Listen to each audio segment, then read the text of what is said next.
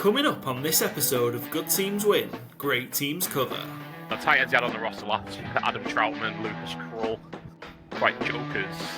Maybe not RS off those two, I guess. Thanks for joining us here at Good Teams Win, Great Teams Cover. We're back with our preview of the AFC West. A very intriguing division. We're going to be zeroing in and focusing mainly on the Las Vegas Raiders. We've got the fantastic Levi Dombro joining us from Just Blog, baby. Las Vegas Raiders fan site and probably the best named one around, I think. Kicking off today, it's just me and Byron starting off the show today. And for a very, very special reason. And that's because our Joe has gone and got married today. So congrats to Joe and Meg. So, it's a good reason for Joe to miss the start of the show, I think, Byron. Yeah, I think that's absolutely acceptable. Marrying another former Good Teams and Great Teams Cover draft star in herself, Meg. So, yeah, good for them. Congratulations. Absolutely. Look like they've had a wonderful time, and what a great place to get hitched up in Canada. So, yeah, congrats, guys. I'm sure you've had a tremendous day and party hard through the evening while me and Byron lock down the AFC West. Yeah. Weirdly, the episode's going to be out late. And that main reason is because I've been busy and pissed most of the week. But the other reason for that is because there's been a rather big story that's developed today. And that's Micah Parsons of the Dallas Cowboys has formally requested a trade. He's had enough of Jerry Jones and Stephen Jones. Micah dropped the 3-page notes app update on social media earlier today, probably about 3 or 4 hours ago. Did you see this coming, Byron, that Parsons is kind of forcing the issue here with jumping to the trade? I didn't really see it coming, I will say, but it's obviously been getting more and more, I don't say personal, but like stretched, I think, relationship-wise in the last few weeks. I think Micah Parsons has said kind of everything he should say publicly up until now. And it does feel like Jerry Jones in particular, and Stephen Jones made the statement as well, like, it's not a case of us necessarily wanting to pay him. He needs to want to be paid too. It is so nonsensical. The way that you guys speak about the players, especially the high-end players, it's inevitably going to lead to things like this. And we don't know exactly where this is going to end up. It seems wild that he might get traded, but I don't think Jerry Jones would like one of his star players put in a trade request. Yeah. And I think Jerry Jones does things very emotionally. So I would like to bet. It's really for our show? Not on this one. It just seems a strange one because it just seems to have accelerated. We saw Diana Rossini had shared earlier in the day that the relationship just seems to have completely broken down. And it all just seems to stem around with that for some reason in this case, the Cowboys do not want to do business with Micah Parsons' agent. Yeah. Cowboys seem set on that Jerry had almost like a handshake agreement with Micah Parsons over the kind of the bare bones of a contract, which Parsons is saying isn't the truth. And that the Cowboys have just refused, will not deal with his agent, which seems a ridiculous move given the huge contracts that the Cowboys have dealt with recently, in particular CeeDee Lamb last year and Dak as well. The last couple of times Dak's had his contract, that surely it's just a formality at this point that's what happens, that you deal with these agents, and that is just a part of the game. And how realistic is it that you think a trade does happen? I mean, a lot more than I did 24 hours ago. Like I say, Jerry's an emotional character. He will fly off the handle. I wouldn't be stunned. Speaking of the betting of it, DraftKings have him. So this is as closing on opening kickoff of the first game of the season, Cowboys-Eagles. He's 1-3 to be a Cowboy. He's 10-1 to be on their opponents. They are second favorite to Philadelphia Eagles. I cannot imagine he gets traded in the division. I think Jerry would sell the team first. I think there's a much chance of Jerry dropping dead as him selling the team. So I don't think that's really realistic. 1-3 to be a Cowboy. It's a short price for a good reason because there's not much incentive for the Cowboys to trade him at this point if they plan on competing this year. But yeah, I wouldn't be stunned if he gets traded. Like I say, I think Jerry Jones is just an emotional guy. He will not like being pushed into a battle as he's maybe seeing it. If he thinks that he's been slighted by Micah Parsons agreeing to something, in a non-handshake, your word is bond type thing without his agent being present. And Mike Parsons thinks that was misinterpreted or not accurate to the situation. I wouldn't be stunned to see a trade happen. I think it might be a case of this is demonstrating poor leadership. This is not the kind of character we want in the building, regardless of how good of a player he is.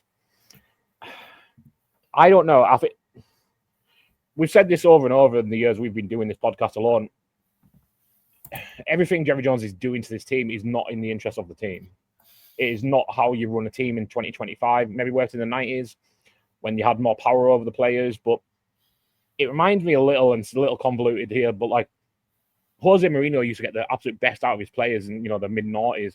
And as the generation of players changed, he just struggled to get the same tune out of the players by treating them the same way as he always had. You look at how, Lampard, Terry, Drogba, Petr Cech responded to it versus like someone like Paul Pogba at Man United, who instantly was basically came to not blows, but like it was a loggerheads. And that's how I feel Jerry Jones has got. Like back in the day, people maybe swooning at the sight of the star. They got their money eventually, so it was fine. Whereas now players will get paid anywhere. Dallas are still the biggest draw in the NFL, but just like pretty much every team is a big draw in the NFL nowadays around the world. It's not that special play for the Cowboys. They haven't won a Super Bowl in 30 years. If I had to lean, I'd say it's more likely he stays in Dallas and goes. But I'd maybe put it at like 60-40 at this point, maybe 65-35. I just, like I say, Jerry being such an emotionally character, if he's slighted by this, I think it might just be the end of Mike Parsons in Dallas. Yeah, my gut still says I think it gets resolved. I think it's going to cost the Cowboys a few more million than it would have done if they just got around the table earlier this offseason. But I think also the other factor is it's hard with these superstar players who are going to command what a team needs to give up in draft capital, and then they also have to pay them a bumper contract. I don't think there's a team. I'm struggling to think of here a team who's got the draft capital. So realistically, it's multiple firsts. I think if you look at something like the Khalil Mack trade of a few years ago, multiple firsts, and you need the cap room. I just don't think you can do that. And we've seen these blockbuster trades, mainly more for like the quarterbacks where teams have done that and it hasn't worked out. So I think Deshaun Watson was multiple firsts. Russell Wilson, multiple first round picks, I think, wasn't it? And the big contract that come with it, and they just haven't really worked out. And I just don't think there's a team really in a position if you look at the cap space and that. The other thing, maybe the Rams, they got that extra first from the Falcons, didn't they? So maybe they do, and given kind of where they're at, maybe they have a bit. They love a swing as well to make it work. So I think they're the Rams, the only ones I can think of that could probably be in a position to do it, but it might even still be a push for them. And I don't think any of these other teams that have been going well are going to make this move that puts their future at risk by giving up two ones, some other high draft picks. I think Mac went for 2 1s, 2 2s, something else. I think it'd have to be something similar. And I just don't see a team doing it. So I think maybe there's a bit that Micah Parsons knows that. I think that what he's asking for he's probably not going to get. But we'll see. But it's just another mess. And good on Micah Parsons for standing up to Jerry Jones, because he's just sick of being disrespected and treated him and pushed around. And Dak could have done this. CD Lamb could have done this. And I think if they'd been spoke about like Mike Parsons has the last couple of weeks, they might have done. Like Jerry and Stephen Jones' conduct the last few weeks has been, this is not an organization that's trying to get this player signed. It seems like an organization that's trying to blame the player on the way out. Yeah, absolutely. That kicking off the training camp last week, it's that press conference is Joe. They shouldn't. And I also feel a little bit sorry for Brian Schottenheimer because he has to sit next to them as well while they're doing that. And he seems to be doing things the right way. And he has to sit and listen to that going like, this is a huge piece, arguably our best player or one of our 2 best players. And it's damaging what we can do. And Matt Eberflus will be there going, well, my whole plan around this defense is Micah Parsons being a big part of it. So, but good on him for standing up for himself. And I hope it does get worked out. And this is just kind of the, weird play of the negotiations that you kind of have to do with Jerry and co. But it doesn't feel good. Feels more realistic. This could be the end in some way, shape, or form, or maybe Parsons plays this year and then goes next year, and it doesn't feel like there's a long-term time left for Micah Parsons, and the bullshit that we're talking about is ridiculous. Questioning his leadership, questioning his availability. Fucking Jerry called him Michael Parson as well. Like, get the names, guy's fucking name right. So, but he's also refused a number of times to not know who Micah Parsons' agent is. Yeah. Who is also George Pickens' agent. So, bodes well for summer 2026. Yeah, and this, I suppose, is the bit where my worry is this the long-term lasting damage something like this does. Like, Tyler Smith's coming up next year. If you're Tyler Smith and you're seeing this, what's going on? Yeah. There's Deron Bland, there's, it's going to be coming up, and we know they got Jake Ferguson done a few days ago. And you know what? That shows actually they can make a pot that, that probably works out well for both parties. Yeah. For kind of, the deal they got Jake Ferguson on. So it shows they can do it, Yeah, a lot lower expenditure for Jake Ferguson. Yes. It's a lot easier to get those deals done because there's no risk attached to it, essentially. Not that there's really any risk to signing Micah Parsons, other than there's a lot of money involved. I did want to shout out kind of two thoughts I had as potential trade destinations in teams that have got cap room for this year and next year. They're near the top of the charts for it. The Raiders just lost Christian Wilkins, obviously not the same position, but you put Mike Parsons opposite Max Crosby. I think you might be having a lot of fun there. Pete Carroll will probably enjoy that. Help his secondary out with less time for quarterbacks to throw the ball.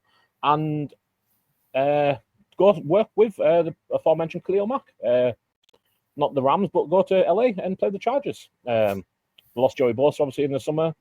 I think it'd be a great addition there. They've got the room. And, they have the room in a couple of years as well. So I think those could be two interesting opportunities. Like I said, the Rams were at 18-1, the Chargers 15-1. The Raiders, I might have a little punt on the Raiders at 25-1. Never shy of making a headline. Not sure they have the escrow for it, but certainly worth a consideration in my opinion. I think the Raiders are, well, we'll talk about the Raiders in a moment. I was going to say, great way to link. But before we do, other shout out, Terry McLaurin of the Commanders also has requested a trade this week. Does that one seem more likely that McLaurin might go, kind of given he's a different stage, he's obviously a bit later on in his career? Yeah. He is 2-7 with the bookmakers to be on the Commanders opening day. So roughly the same price. I think he's more likely to stay in Washington than Micah is in Dallas right now. It seems like such a no-brainer to pay him. They have so much cap room going forward because they've got Jaden Daniels on the rookie deal. They have nobody else catching the ball that isn't Deebo Samuel or Zach Ertz at whatever age those guys are. Well, Deebo's only 30, but he feels like an old 30 with how much attrition he's taken over the years. So it just feels like such a no-brainer to sign Terry McLaurin. We said this on the NFC's preview way back when, that I just give him an extra $5 million a year, make it a 2-year fully guaranteed contract with an option for a third or fourth year. It doesn't seem like such an easy decision. It feels almost old Washington to be getting bogged down in the details of these kind of things. Like, Terry McLaurin's been the face of that franchise's offense, certainly, for the last 6 years. Consistently performed with terrible quarterback play. And now you want to make a stand on his value. It seems like a very odd way to proceed to me. And I think that, DK Metcalf went for a second-round pick. I think that'll be about the rate of Terry McLaurin. And I think there's some teams, New England at 9-2 to be his next team. New England would be my pick of, just get it done. Raiders at 13-2 as well. Titans at 12-1. Again, teams that would love another great receiver in their rooms to just lift even the floor of their offenses to a very high level. So, those all make sense to me. Ultimately, I think he stays in Washington, though. I think it just makes too much sense for both parties. But, I'm not sure what these teams are doing, just dragging the feet on paying the franchise players. Yeah, well, enough about NFC East want-aways and more about the AFC West. Let's hand it over to me with Levi Dombro from Just Blog, baby. Kicking off our AFC West preview, we're going to be taking a look at the Las Vegas Raiders, and we've got a fantastic guest joining us to do that. We've got Levi Dombro from Just Blog, baby. Fantastic site with all your Las Vegas Raiders news, articles, takes. A great website and probably the best named fan website we've come across. Levi, welcome to Good Teams Win Great Teams cover. First of all, how are you doing, man? I'm doing great. Thank you so much for having me. This is fun. I'm excited for this. Excellent. Well, you're going to help us preview up to the Raiders. A lot to talk about because there's been a lot of change with the Raiders. But let's talk about Just Blog, baby, first, because I say one of my favorite fan websites names that we've come across when we've been speaking to people running these. Tell us a little bit more about it. How did it come to be, and how did you get kind of involved in Just Blog, baby? Yeah, so it's part of the Fan-Sided Network. So they've got dedicated team sites for all 32 NFL teams. They've got for most professional sports teams sort of have their own site over there. When I first, wanted to start getting into writing, I applied for a contributor role there. And so, they kind of had me on there just writing a few articles a month. And once I sort of made it more of a full-time thing, I ended up, getting promoted to be the editor, or what they call the site expert there. And it's a really good team, really good community. All the people kind of help each other out. And so, yeah, I mean, we're having a lot of fun over there, and we've got some good contributors that are, helping us out. And yeah, great name. All the sites have pretty good names. They're all pretty clever, something to do with the team's history or catchphrases. And so, it's good. Yeah, we do a lot to help each other out and tap into rival content and things like that. So I think a lot of people have fun reading our stuff. Excellent. Yeah, make sure you go check it out. Just Blog, baby. Like, so you follow them. There's an X account for it. And make sure you go check out the website as well. There's loads of great articles. Like I see, just on the homepage now, Levi's, I think, uploaded 3 articles already today from what's been going on at training camp and stuff as well. So, and I mean, how's the vibe? Before we get into the detail of kind of what's been going on with the Raiders in the offseason, how's the feel kind of heading into 2025, just with the sheer volume of change that's taken place? Yeah, I think the word I would use is cautiously optimistic. Raiders fans really had their hopes up last year, and we were let down pretty hard. And, given the last 2 decades and how little success we've had, 0 playoff wins and 2 postseason appearances, I mean, it's hard to get too excited, but, it sort of finally feels like we're trending in the right direction. And there's a sense of optimism that even if things don't go well this year, if we improve, I think people feel like we have the right major pieces in place to sort of continue to take those steps. We've got young talent. We've got a sort of young up and coming general manager, and we've got a coach that can kind of, fight with the heavyweights in the AFC West. So I think we feel like even if it's not great, it will be better. Well, let's kick off there. I think that's probably the best place to start. Raiders clean house and deal in a new era. So apologies in advance, Levi. There's probably going to be a lot of Vegas gambling pun-related headlines over the next 20 minutes or so. But the Raiders double down by hiring Pete Carroll as the new head coach and raid John Spytek from the Bucs as GM. Yeah, was this the right thing long term? Do you think kind of, I suppose the only kind of thing is around Pete Carroll's a pretty old guy, right? Like he's, in his early 70s. Obviously, what he does bring is a wealth of experience. But do you think this is the right move in terms of bringing in Carroll and Spytek as like this tandem? I do. I think this is the right move. The last 2 head coaches we've had were pretty young and inexperienced. McDaniels sort of had the short stint in Denver that wasn't super successful. And then we hired Antonio Pierce, who had never even been a coordinator in the NFL.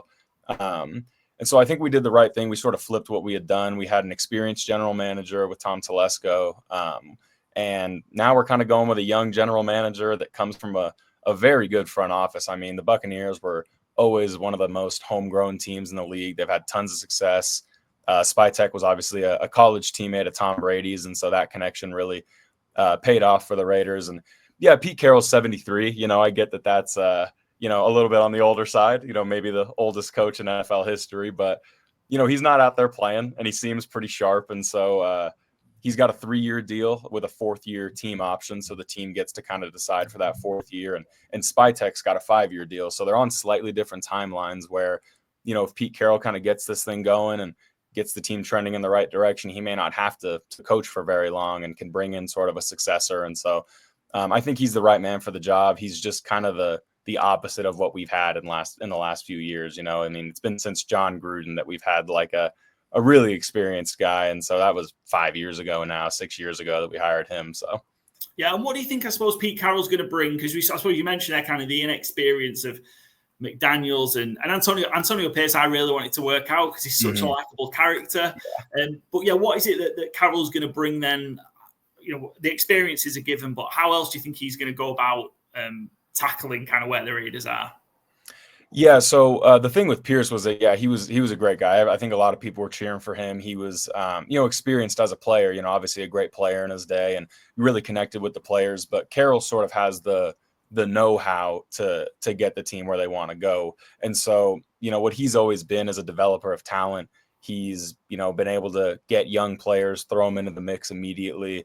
And he's sort of known to be this defensive back guru where he turns these guys with long arms that are, tall and physical, and he turns them into these all-pro players, the Legion of Boom and all that stuff. And I think that's what we've really been missing, is that the Raiders over the last few years, all their failures have been swinging big in free agency, spending a bunch of money on a player from outside the building. And most of the time those guys haven't worked out. And we've had to do that because we haven't been able to draft and develop very well.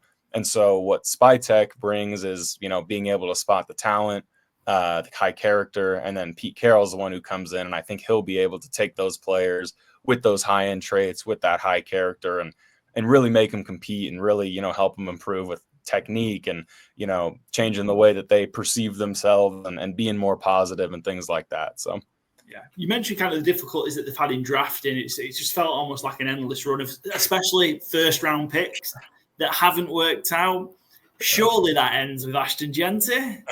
Yeah, I mean, it started to end last year with Brock Bowers. The difference with that one was sort of that he fell into our lap. He said last week on a podcast that he never even heard from us in the pre-draft process. We had just drafted a tight end, in the second round the year before. And so it was pretty unexpected, but with 6 quarterbacks gone and, us not having a ton of needs on defense, or so we thought, the best offensive player on the board was Bowers. And so he obviously, first team All-Pro last year. And hopefully if Genty can be everything that people think he's going to be, that'll be 2 straight first rounders that we've really hit on. And maybe Tyree Wilson, who we took in the first round a few years ago, maybe he sort of, explodes this year. And so hopefully things are taking a turn a little bit. I think Carroll's the right guy to develop those players, like I said. And so, yeah, hopefully the days of Damon Arnett and those guys, Henry Ruggs, are over, and we can kind of move past that. So.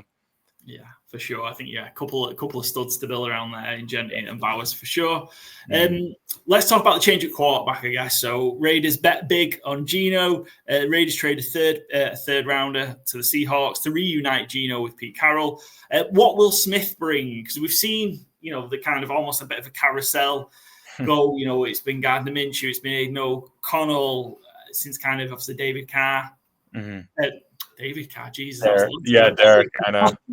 David Carr obviously went out of town. What are you expecting kind of Geno to deliver in this offense? So I think he just raises the floor of the entire team, just in general, but I think he'll make our offense more explosive. What he does better than any of the quarterbacks we've had, I mean, really, and I don't know how long, you think back to Derek Carr and his sort of MVP level season in 2016, is that he can really chuck the ball down the field. I mean, we've got fast guys, lining up in the slot and the outside. He can really make explosive plays, and he can really extend plays. O'Connell is a solid enough passer from the pocket, but it's sort of one of those things over the years where if our quarterback gets pressured, gets out of the pocket, he's running or he's throwing the ball away and not necessarily finding those guys that are scrambling down the field. So I think that's what he'll bring, is just, keeping defenses honest. Like our quarterbacks weren't able to stretch the field last year, so the defenses played up and we couldn't run the ball, and so nobody was biting on play action, and it just sort of snowballs when you don't have a quarterback that can make all the throws on the field. And so obviously his leadership speaks for itself, his experience speaks for itself, but from a football sense, I think he really opens that up for our offense.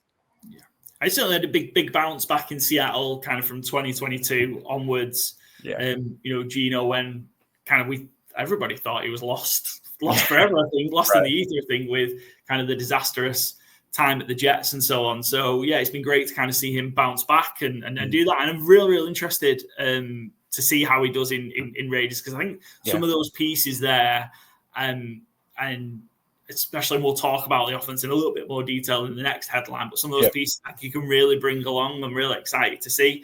So let's talk about that then. Blue chip talent on offense. Raiders bring in rehabilitated Chip Kelly from Ohio State as OC with exciting young talent on offense. What will Chip bring to the league? And is there any worry at wide receiver? Do you think, are they deep enough at wide receiver? It's Myers, Tucker, Jack Beach, Jack Beach is someone I'm really excited to see. His story, obviously, through tragedy to kind of where he's got to. But are they deep enough at wide receiver? And what's Chip Kelly going to bring, do you think, Levi? Yeah, first on the wide receiver position, I think we, to use your Vegas, puns, we took a big bet on young talent at receiver. So Myers, obviously, I think people sleep on him a little bit. I'm not sure if he's a true, prototypical number one receiver in the league, but you got a guy like Brock Bowers that might not matter as much. But he's ascending still in his career. He came off an 1,000-yard year last year, first time in his career. Trey Tucker is a guy that we're really looking to make a third-year leap. Him and Mayer both sort of came in at the wrong time when we were in quarterback shambles, and so I'm hoping that those two can take a big jump. And then the rookies, Besh obviously in the second round. He's big physical guy that's a good, run blocker and stuff like that. So he should be able to find his way onto the field. He's been running mostly with the second team at camp, but I saw that he had 2 touchdowns and 2 back-to-back days from Aiden O'Connell. And then guys that the fan base are really excited about is Dante Thornton Jr. He's the 4th rounder from Tennessee. He's 6'5" and ran a 4.3 flat in the 40-yard at the combine. He's only the second guy to do that, other guy being Calvin Johnson. So it's pretty nice territory to be in. And he's, people talk a lot about his route tree being sort of limited at Tennessee. I think that's a little bit overblown just because that's all they asked him to do. But in his earlier years at Oregon, he had more of a complete route tree and stuff like that.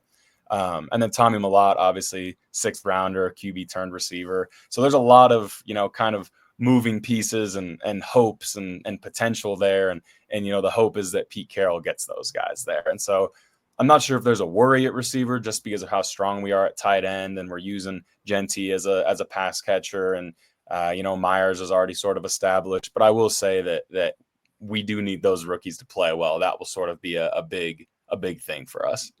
The Tommy Mellott one's interesting. It's almost like been talked about as like a bit of a joker piece sort of thing.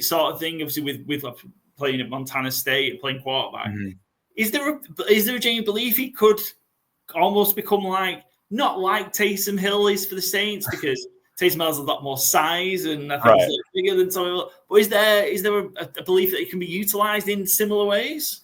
Yeah, I'm not sure if that'll happen this year. Been hearing a lot about the guys at training camp and after having a good sort of OTAs and mandatory mini camp where you're hearing a lot about him, haven't heard as much in training camp. So I'm not sure if that'll happen right away, but he's a really good gadget guy. He obviously with his arm, he can, sub in and run trick plays, maybe throw the ball, do things like that. And we've also got mid-round draft pick JJ Pegee from Ole Miss, defensive tackle that ran Wildcat quarterback when he was playing for Ole Miss last year. And so, maybe we'll use him instead of Mellott and a thing like that. I think they sort of envision him as just a true slot, but you never know. Taysom Hill, different size. The comp that I always hear for him is Julian Edelman, just because college quarterback turned receiver, kind of slot guy, obviously the Brady connection. But I think fans are really excited about him. I think it's been tempered a little bit. Dylan Laube kind of went through a similar thing last year, 6th rounder that was the talk of training or of everything. And then as soon as training camp, sort of started, things simmered down a little bit. And so hopefully, they kind of find their footing this year. But yeah, interesting to see. Like I said, there's a long way to go. And like I said, there might be some obviously still room to develop. And I think the last headline is a relatively new one. It's a story that's only broken the last few days, really. Yeah. And the story broke while we were recording the rest of the episode. And we didn't mention it. We're like, well, we'll save it because we knew we were going to be sitting down with you, Levi. And Christian Wilkins. So Wilkins walks the plank. Yeah. God, that's terrible.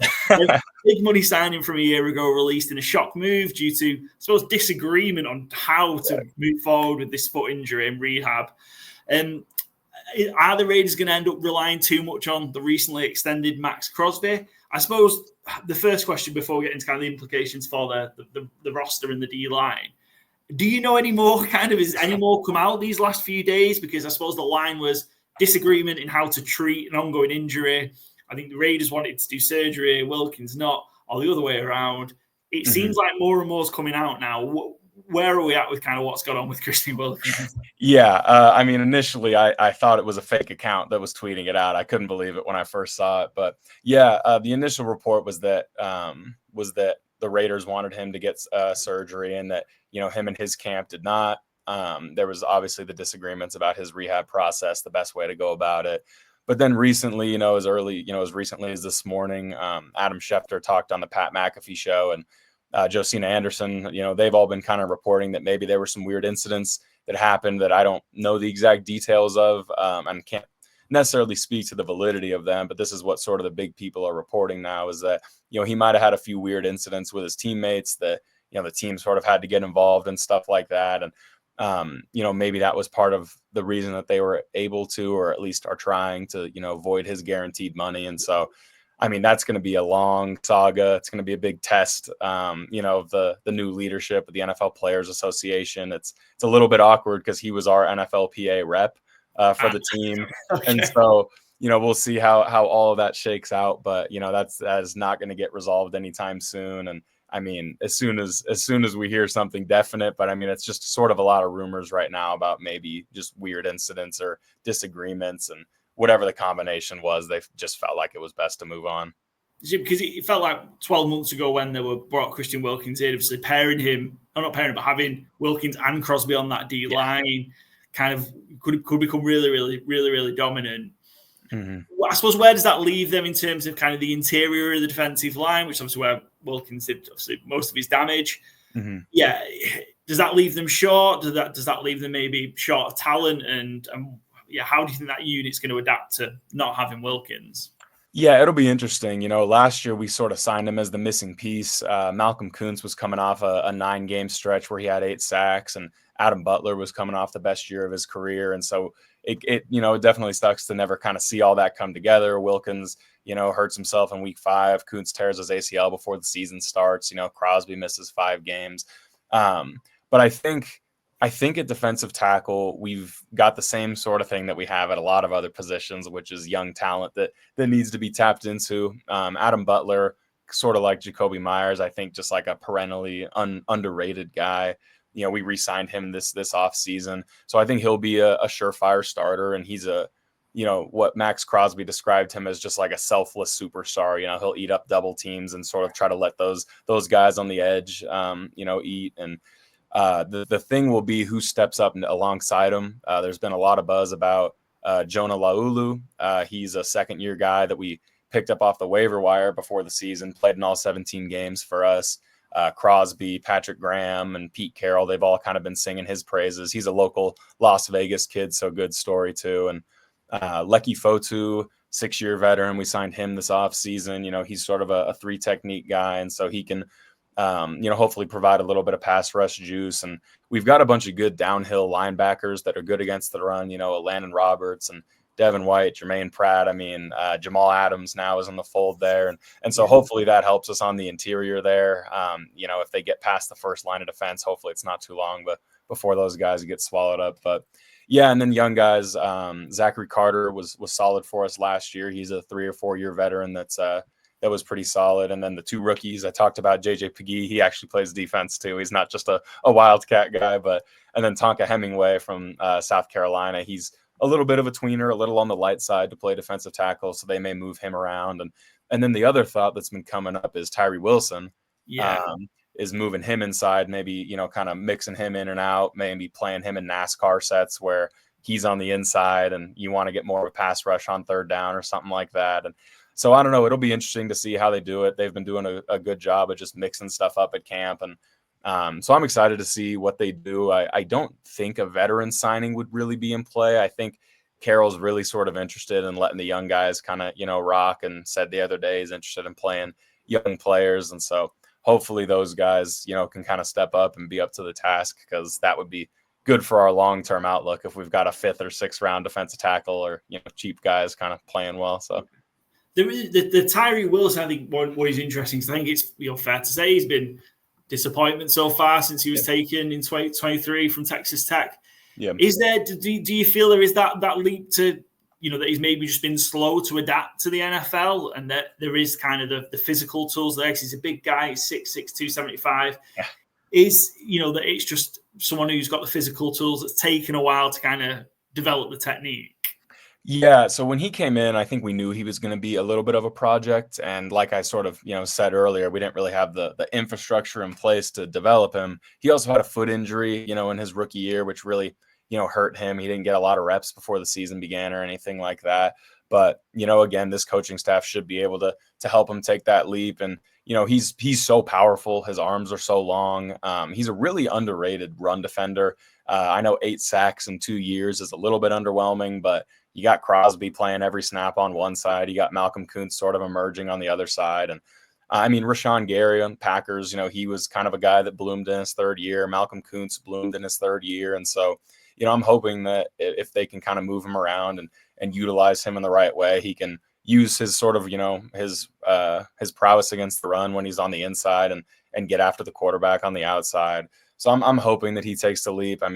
The weight thing is definitely a concern. He's a little bit of a tweener, but Aaron Donald a little shorter, obviously, but played the position at 280, and Tyree's powerful enough, I think, to play in there. So it'll be interesting to see sort of where exactly they line him up. But yeah, such like I say, he was taken 7th overall, wasn't he, in 2023? Mm-hmm. So and I'm not seeing that yet. But like I say, some of these guys sometimes, are taken as more projects, and maybe maybe 2025 is the breakout year for Tyree Wilson, and that will certainly help, wouldn't it? That negate that loss of Wilkins. Exactly. I'm sure we'll hear about all that for the next kind of 8-9 months throughout the rest of the season. Right. Maybe more to come out, and we'll see. What I suppose in terms of kind of what kind of statement of intent is it from kind of the Raiders leadership then, that kind of no messing about, just cut him and he's gone? Is that kind of really showing they've got a grip of this team now? Yeah, I think it is. I think it's pretty emblematic of what they said. We've had a lot of, leadership change over the last few years, and it's easy to sort of get people riled up in a press conference and say all the right things, but they're actually doing it. They're not going to be sort of bound to the poor choices, I guess, of the last regime. They didn't sign Christian Wilkins, and they determined, they said in their statement, which I thought was pretty strong. They're usually pretty cookie cutter when the team releases a player. It's sort of just, thank you for your contributions. We wish you the best of luck. And, they kind of pinned it on him. They said there was no return to play. We thought this was best, for the organization. And so I think they're sending the message loud and clear. I think, players keep saying it in interviews. Carroll keeps saying it in interviews. If you're not here to compete and, take care of the team and, push each other, then you're not going to be on there. And so, what they did this offseason was extended Crosby. They re-signed 2 really good guys on the defensive line. And then they, traded for Geno Smith and extended him, but they didn't go out and spend a bunch of money in free agency. Most of the guys they got were between $1 and $5-6 million a year, maybe up to $8 million.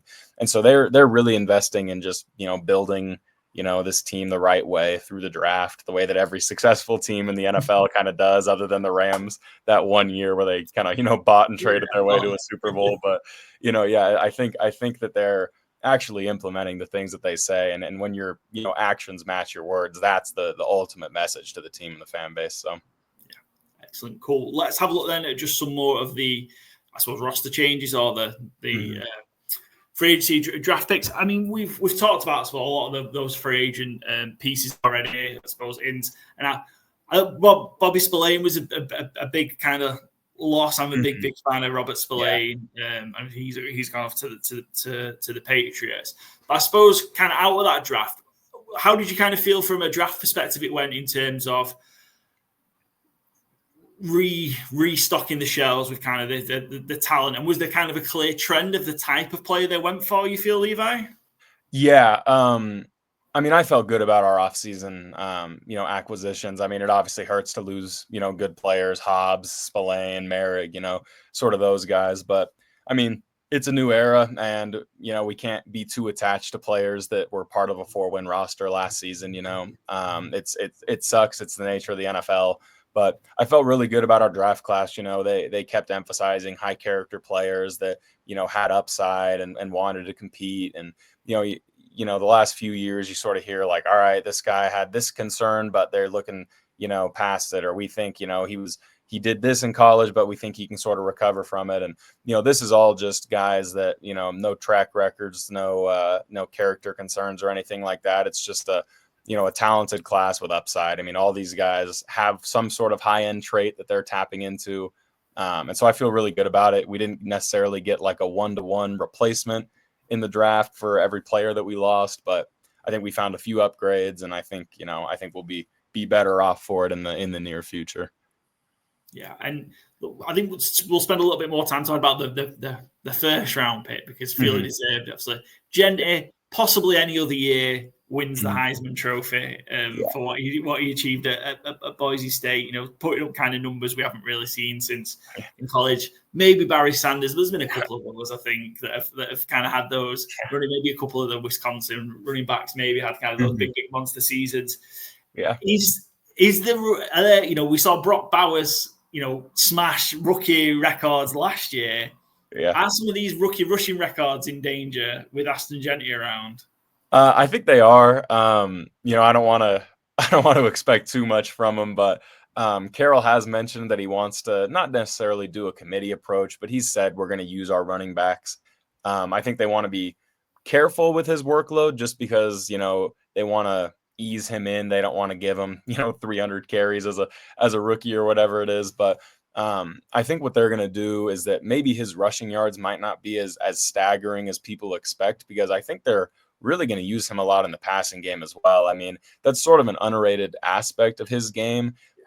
He played slot receiver in high school, like up till his senior year, I believe. And he had almost 600 receiving yards and 5 touchdowns his second to last year at Boise State. They sort of realized his last year, if we just hand it to him, he'll probably just run 15 yards down the field instead of depending on, somebody, getting in his way when he's running a route. But, he is a good receiver, and I don't know exactly what the rookie rushing record is. I think he's definitely capable of it. I think our O-line is pretty solid. And so I don't know. I think he could get there, but I'm not going to be upset if he doesn't. I really do feel like just long term, he's going to be a great guy for us. Yeah, Eric Dickerson, 1,808 rushing yards from 1983. That's the rookie rushing record. So yeah, but yeah, I don't know about that, but yeah, I mean, that's I think he can do it. I just don't know if he'll get that volume to do it necessarily. But yeah, I'm really looking forward to seeing him in the NFL, because, like I say, any other season, he definitely would win that Heisman Trophy. Yeah, I know. Outside of kind of the freak that is Travis Hunter. But, right. Yeah, very, very excited to see him. Who's somebody, I suppose, we've talked about a lot and touched on a lot of people on the roster and new acquisitions and those in the draft. But who's somebody maybe that we are not talking about, or who's going under the radar, who you think is going to kind of be a big contributor to the Raiders in 2025? I'm going to go with Landon Roberts. We signed him just like we did Spillane from the Steelers in free agency on a pretty, cheap and team-friendly contract. And, they're very similar. They kind of came from Pittsburgh playing maybe 40, 50, 60% of the snaps, not really an every down linebacker, so maybe questions about their coverage skills. And, by the time Robert Spillane was leaving Las Vegas, I mean, he maybe had 5 or 6 interceptions. He improved a lot. He was an every down linebacker. And, Pat Graham, our defensive coordinator, has really done a good job with that, especially at the linebacker position. He did it with Denzel Perryman, and he did it again with Robert Spillane. And so I think Jermaine Pratt will probably be our main guy, but, Roberts will be our green dot. He'll be the guy calling plays and, having his pulse on the defense, kind of taking that Spillane role. And so I think he's flown under the radar a little bit, especially just because Devin White's a bigger name, Jamal Adams, Jalen Smith, Jermaine Pratt. These are all bigger names than him that we've brought into the linebacker room. But I would not be surprised if he had the biggest impact of any of those players. Yeah, it's I think it's kind of a astute signing, and being a Cowboys fan myself. Really, it would be great if Jalen Smith could get back out on the field, like just the stories have to go through, just horrific injuries. Hopefully he's healthy and back, because there were times at Dallas where he looked sensational, but kind of not having that nerve in his knees is a horrible thing. So, I know, but Best of luck to him. Let's have a look then at some of the odds. We are a gambling show at heart, and no better team to talk about that with than the Las Vegas Raiders. The line, so the win total line 6.5. Where do you think kind of the Raiders will end up, Levi, in terms of a record for 2025? Yeah, I've thought about this a lot. I try to be objective, and not buy into every piece of hype that I see. I think we'll be somewhere in the 7 to 9 win range. We have maybe one difficult stretch on our schedule, but I feel like that line's a little bit low, just considering we're playing a 4th place schedule and stuff like that. And we've got that Week 18 game against the Chiefs, which last year they didn't play their guys. I would have to look at when the last time they've had to play their players in Week 18 is. Yeah. And so that helps to have a home game against them in Week 18, could sneak another win in there. But I would predict that we'd be probably 8-9 or 9-8. I think 10 wins is, if we get 10 wins, it's going to be because our rookies, sort of exceed expectations. And I think we'd be down in that 7 range if those guys don't step up. But I think that the floor of this team has just been raised so much. I mean, you've got Brock Bowers, Geno Smith, Ashton Genty, Jacoby Myers, Max Crosby. I mean, I have a hard time believing that team will win less than 7 games with a favorable schedule. But, the Raiders have let me down before. But if I had to bet, I would say put us probably at 8 wins. Yeah, I ran the schedule a while ago in preparation for us doing these episodes. I think I've got them harsh. I've got them at 6 and 11, but looking at that schedule again, I think I'm going with you. Maybe more to, maybe there's another couple of wins there, and I've been being a bit harsh on the Raiders, but I think somewhere maybe close to 500. Yeah, they've got, when they play the NFC East, don't they? So I suppose the Eagles and Commanders, tough games. The Cowboys and Giants, maybe not so much. Right. But it's interesting. I don't know if you just quickly share this with you, but we usually are pretty lucky here in the UK watching games. Like, we get most of the games at a reasonable time, apart from the primetime games. Yeah. They start at like 1 a.m. our time. Yeah. Raiders Chargers in week 2 kicks off at 3 a.m. UK time. I know. Yeah, that's a Monday night game. Yeah. Is that the Monday night doubleheader game? Yeah, of course. In week 2, 3 a.m. it kicks off. So maybe when I'm getting up for work, I'll catch the fourth quarter maybe. Yeah. But I do. Yeah, I think the schedule's a bit softer. In conference, you get games against the Titans and the Colts, like the Jaguars. They're all definitely winnable games. So maybe. Yeah. And I have a hard time believing we'll go 0-6 against the AFC West again.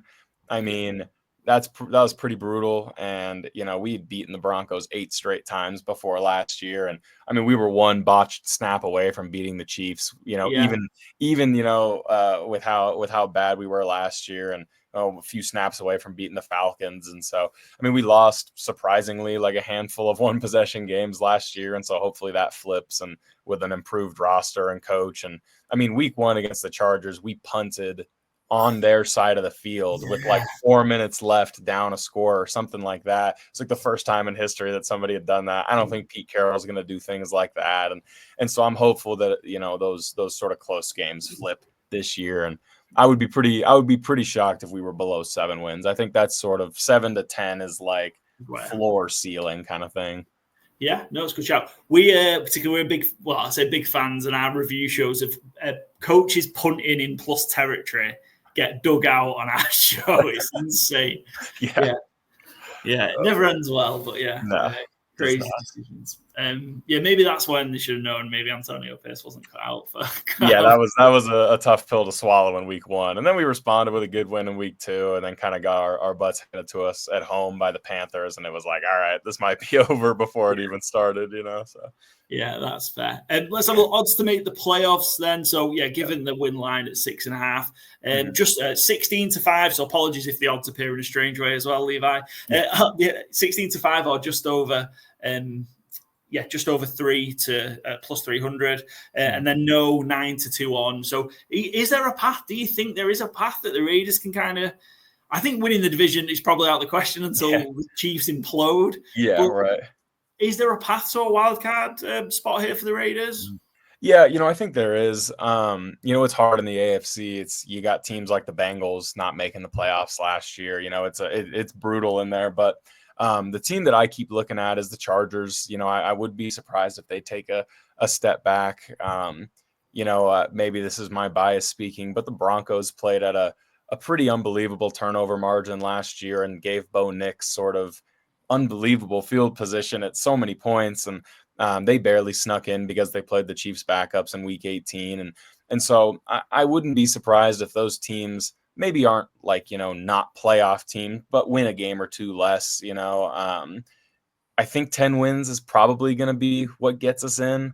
I don't think you're going to get in with 9 in the AFC. We do have, like you said, Titans, Jaguars, Colts. We play the Giants at home. We play the Cowboys at home on Monday Night Football. That'll be a fun game. And so we've got some games like that. We've got some games that I feel like we don't have much of a chance in, like Eagles on the road in December and, coming off of a game against the Texans on the road. I mean, those are tough, but I really think that the path to the playoffs is just going to be how well our rookie class plays. And, if some other teams can kind of beat each other up along the way and maybe we sneak in at 10 because I don't think we'll go 0-6 in the AFC West, which would, let's say we split with the Chargers and the Broncos. That gives them each one less win. That puts them at 9 and 10 wins, and maybe that pushes up to 9 and 10 for us. So I'm not exactly sure how it'll all play out. Teams surprise you every year and teams disappoint every year, but I think 10 wins is the key, and it's just going to come down to how well our rookies support the rest of the roster. Yeah, excellent. Let's have a look at the final odds. And so 16-1 to win the division. Right, like I say, unless we see an implosion from the Chiefs, it's just not going to be the case, not anytime soon, sadly. And that's not just for you guys, but that's the same for the Broncos, same for the Chargers as well. 50-1 to win the AFC and 125-1 to play in to win the Super Bowl in San Francisco or Santa Clara, I guess, if we're being, particular. 125-1 to win the Super Bowl. What do we think, Levi? Yeah, that sounds about right. I as much as I, love and believe in the Raiders, I do have to be objective. I think that the good part is that we're sort of building towards a team that can do that. You got to have young guys on rookie contracts to supplement your stars, and you got to kind of let the team grow up around a quarterback. And Geno's a little bit at the end of his career here. Maybe he gets out 3 more good years for us before we find his replacement. But by that point, QB on a rookie contract with the team grown up around him, I think that's the formula. But we don't necessarily have that this year. I don't want to write off Geno Smith, or else he will, publicly, not write back. But I do think that it's a little bit of a long shot. You get in the playoffs, anything can happen. But, I think fans would be happy with just a big improvement this year, and, anything else would just be gravy. Excellent, good stuff. Byron, our co-host, will love the Geno line signing off there from you, Levi, for sure. And Levi, just before we let you go, just give us one last shout out. Where can we find all the great content from Just Blog, baby? Yeah, so we've got a Twitter and our X account and a Facebook. Both of those are Just Blog, baby. Pretty straightforward. And then on Fansided on the website, you can see our content. We'll be putting up, 4 or 5 articles a day for, however long we can continue doing this. And so, it should be exciting. I'm looking forward to the season. And you may see some articles about our team on the rival sites. I encourage you guys not to read those because they'll be, criticizing us. Kidding, of course. But so there's all the content you should need will be over there on Just Blog, baby. So. Excellent. Levi, thanks for jumping on the show and talking all things Las Vegas Raiders with us. Yeah. We're going to hand over to myself, Byron, and Joe, and we're going to talk through the Chargers, the Chiefs, and the Broncos. All right, yeah. Thank you. Thanks to Levi Dombro there from Just Blog, baby. Raiders website writer and contributor, great guest. Joe, Byron, we're here to do the rest. We've got the Broncos, the Chiefs, the Chargers to cover. Should we just delve into the Denver Broncos? Let's just saddle up. Saddle up. Let's get this show on the road. With headline number 1 to the Denver Broncos. Broncos stampede into number one defense. Offenses better buckle up in Denver as team improves defense through free agency, Hufanga, Greenlaw, and the draft with Byron. Will they be number one in 2025? Question. It is tough to see how they wouldn't be, I think. I mean, there's a lot of good defenses, but I mean, I know how high you were on Jahdae Byron Paul coming into the draft. Your cornerback one, I believe, if we ignore Travis Hunter. I think he might have ended up as my cornerback one, actually, again, ignoring Travis Hunter. Day 8 last year, Nick Benito breakout season, Pat Surtain, DPOY as a cornerback. And then, you had the two Niners, Greenlaw and Hufanga in there. And if healthy, I don't think they got any worse. And I think they just got better at important spots. The ability to bring in Jahdae Barron, I think, is, you go with Riley Moss, you go with Pat Surtain, you go with Barron, I think is such a strong three. It's really hard to see where there's a weakness on this defense. Yeah, I agree. It's like last year, I think they were 10th when you look at total defense, and they've just improved their strengths. Obviously, we knew the back end was the strong point. Sorry. And now adding Hufanga and Barron in the draft, I think he's just stronger. Obviously, we'll see what Greenlaw is after his injury. Obviously, I'm getting emotional because the two players leaving. They lost like Cody Barton, so to manage to keep quite a lot of the players as well. So I think it's just them young players improving. They've got a good coaching staff with Vance Joseph there as well. So there's no reason that there's obviously teams who would be challenging that, but when you look at this team, it's just got stronger and stronger, and that defense is going to be a big role if they are going to succeed this year. Yeah, kind of that defensive line was a little bit. I think it took a bit of a step out, not out of nowhere, but there's not there's not superstars on that defensive line, but they all contribute. They all get after the quarterback, and it's an incredible unit. So I wonder if they can do that again in 2025, because maybe they outperformed their level. I don't know if that's a bit of harsh criticism, a bit harsh. I don't know, but can they do that again? Because that was a huge part of they were able to get after the quarterback without having to send extra guys a lot of the time in 2024. So I wonder if they can continue that in 2025. And then obviously you've got that, the back end that can hold up. So yeah, very, very intriguing, but it should be a very, very strong unit as a whole again in 2025 and keep them in games, which ultimately gives them a chance. Excellent. Let's head to headline number 2. Is offense off to the races? Broncos get more horsepower at running back and tight end, but do the team have enough studs in the wide receiver stable to compete for titles? I think it's a really good question. Cortland Sutton continues to outperform kind of his fantasy stock, it seems, every season. Marvin Mims so hit and miss. Very weirdly utilized, I would dare say. A lot of at the line of scrimmage stuff. It's either at the line of scrimmage or it's deep. There's no kind of intermediate threat from Marvin Mims. Devon Vele was a really interesting rookie, but he's a very old rookie. I'm guessing he's a Mormon. We also often have the missionary 2 years in there that, Taysom Hill's another one who's like 33, and it feels like he's only been in the league 5 or 6 years. They did have Pat Bryant, who got some weird Michael Thomas comparisons from Sean Payton off the bat, which feels like, that's probably like the 110th percentile outcome for Pat Bryant is Michael Thomas. Michael Thomas was a phenomenon. So I don't know if they added enough, but with that O-line, a really strong defense, Evan Engram, you bring in Dobbins, you bring in RJ Harvey. Is it a good enough offense to win a Super Bowl? I would lean probably not, but I think it's structured the right way to win games in January. I'd rather have a really strong O-line, a good running game, and solid receivers. And, we talked AFC East last week. I'd swap places if I was Mike McDaniel. I'd rather have this offensive build than a quarterback who can throw it and speedy wide receivers. I think this is much more equipped to win your games in any environment. Yeah, I was curious on your side, Paul, so you're the person we go to with the college game. Like, what you expected from RJ Harvey coming in? It seems like he's going to be the number one running back. J.K. Dobbins is a good, number 2. Hopefully stays fit. And obviously with Estime and McLaughlin there as well, maybe third downs. But yeah, what did you think of the selection of RJ Harvey and how he'll contribute straight away to this team?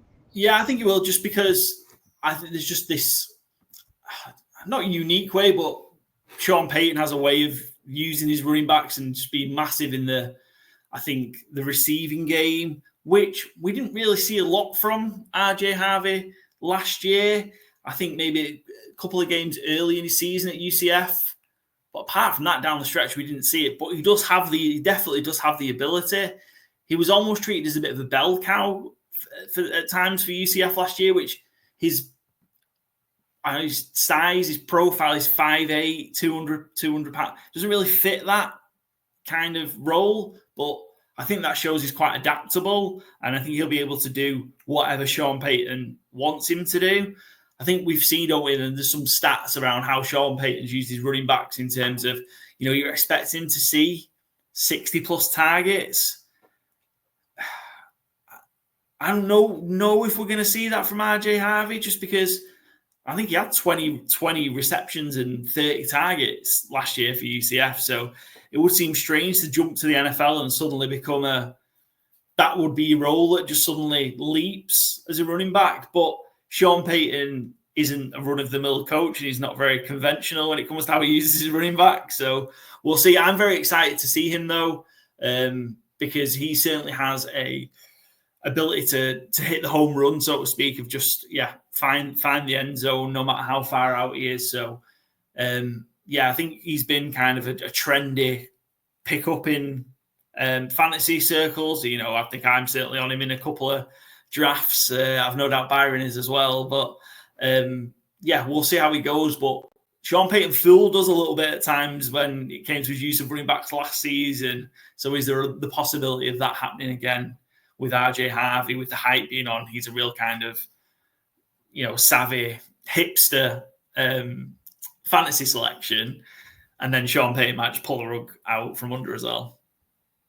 Yeah, I think the Dobbins signing has put a little water on that fire, a little. But I think the Harvey believers aren't backing off at all. He's someone I haven't really drafted at all, I will say. I just kind of thought the price was a bit too high. And now with Dobbins in the mix, I think that's probably going to be better for Harvey's long-term outcome, being able to, work him and running back by committee with Dobbins. Primarily, I don't obviously estimate on McLaughlin threats to get real touches, but I don't know if it was a good thing for Harvey to come out the gate and get a, real bell cow workload. I don't know if that was feasible. So I think splitting the workload with Dobbins might hurt him for fantasy, but I think it's probably better for the Broncos and his long-term future in the NFL. Excellent. Let's head to number 3. Bo drew knowledge from Breeze in off-season. Future Hall of Famer works with young quarterback who led all rookies in touchdown passes. What does 2025 have in store for Nix? Second-year jump or sophomore slump? I think it's fair to say Bo Nix surprised a lot of us last year. He was the last to go in that, was it 6 in the first 12 picks or whatever it was that happened in the draft last year. And expectations were certainly the lowest for him going into maybe what people perceived as not necessarily a great situation. And he absolutely outperformed expectations by a mile. And, was probably only, second to Jaden Daniels in terms of his performance. This team got to the playoffs last year. What are you guys expecting out of Bo Nix in year 2? I think it's fair to expect some drop-off in maybe his high-end efficiency. And you say he was surprising everybody all along. I mean, I don't know if any of us had him as a first-round pick last year. So he surprised us from draft day through week 1 through week 18. Game against Buffalo, maybe not so much. That was a hide into nothing, to be fair to him. But 29 touchdowns, 12 interceptions. He played really good football. Sean Payton, it's never really been in doubt that Sean Payton's a really good play caller, but, for a lot of time, he'd done it with Drew Brees. Well, Drew Brees is a Hall of Famer. Drew Brees is an incredible talent, incredible arm talent. He reads a game so well.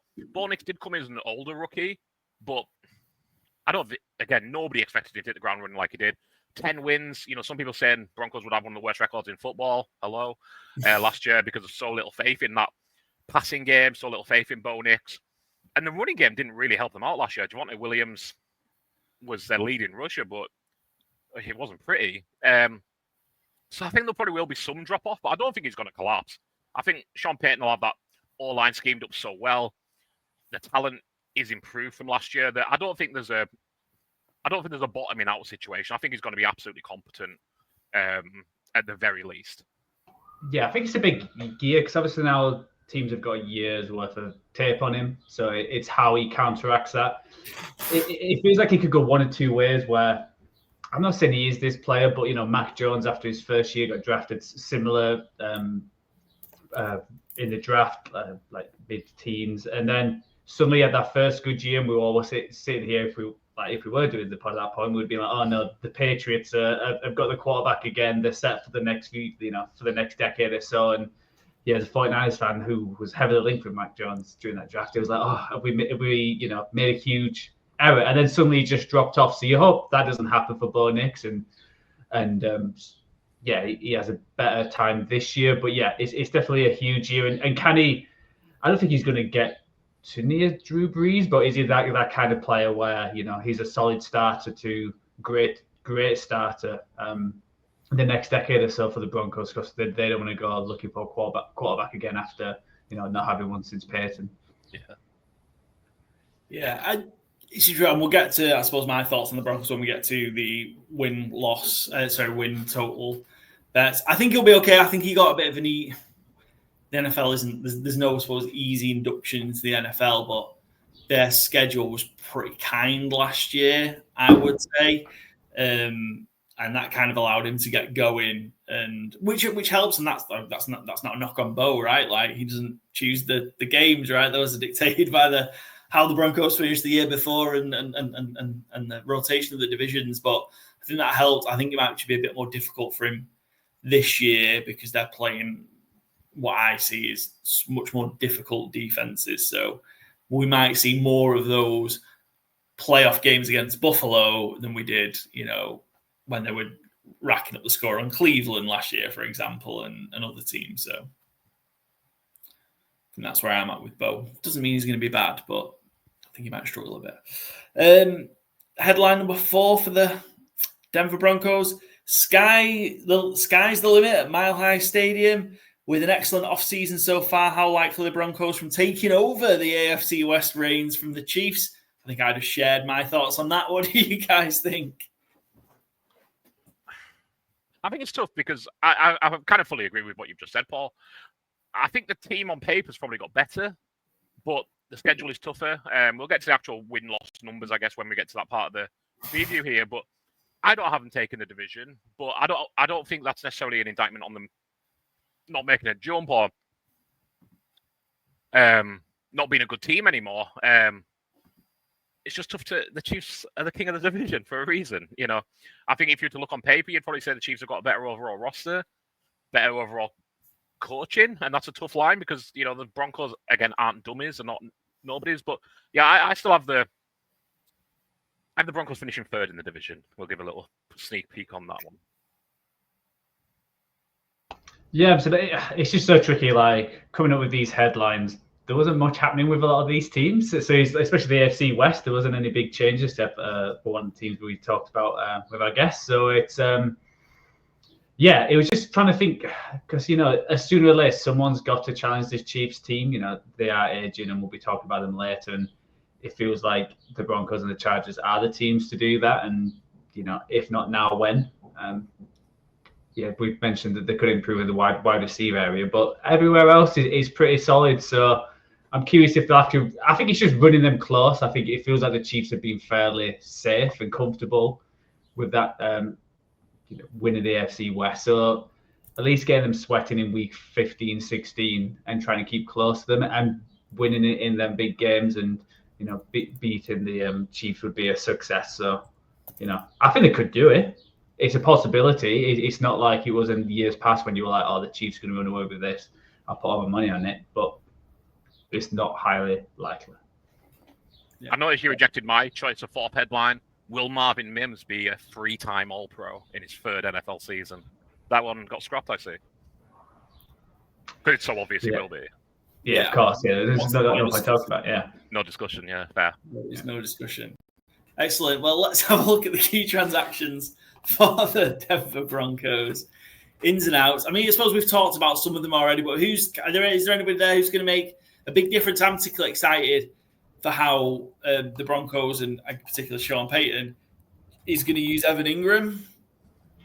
Yeah, he's been the kind of the fantasy talking point of this season, I think, other than RJ Harvey, obviously, we've got to, but the Joker role we keep hearing about, and, you know, tight ends he had on the roster last year, Adam Troutman, Lucas Krull, not quite Jokers, maybe not quite RS off those two, I guess, but they were just not giving you what you wanted at the tight end position. Evan Ingram, I'm not 100% sure he's exactly what they need, but he's certainly a step up. I think he gives you a floor, again, competency. He gets open. He's good in Jacksonville for the vast majority of the time. So, yeah, I think, again, he's going to elevate the offense. Maybe not super high, but high enough, yeah. I mean, apologies to the Troutman and Krull families there. You just wouldn't necessarily ricochet shots there. You've got to be cruel to be kind, right? Yeah, well, dear God.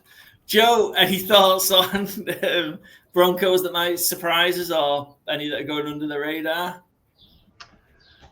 Not really. Like, we've talked about the free agents.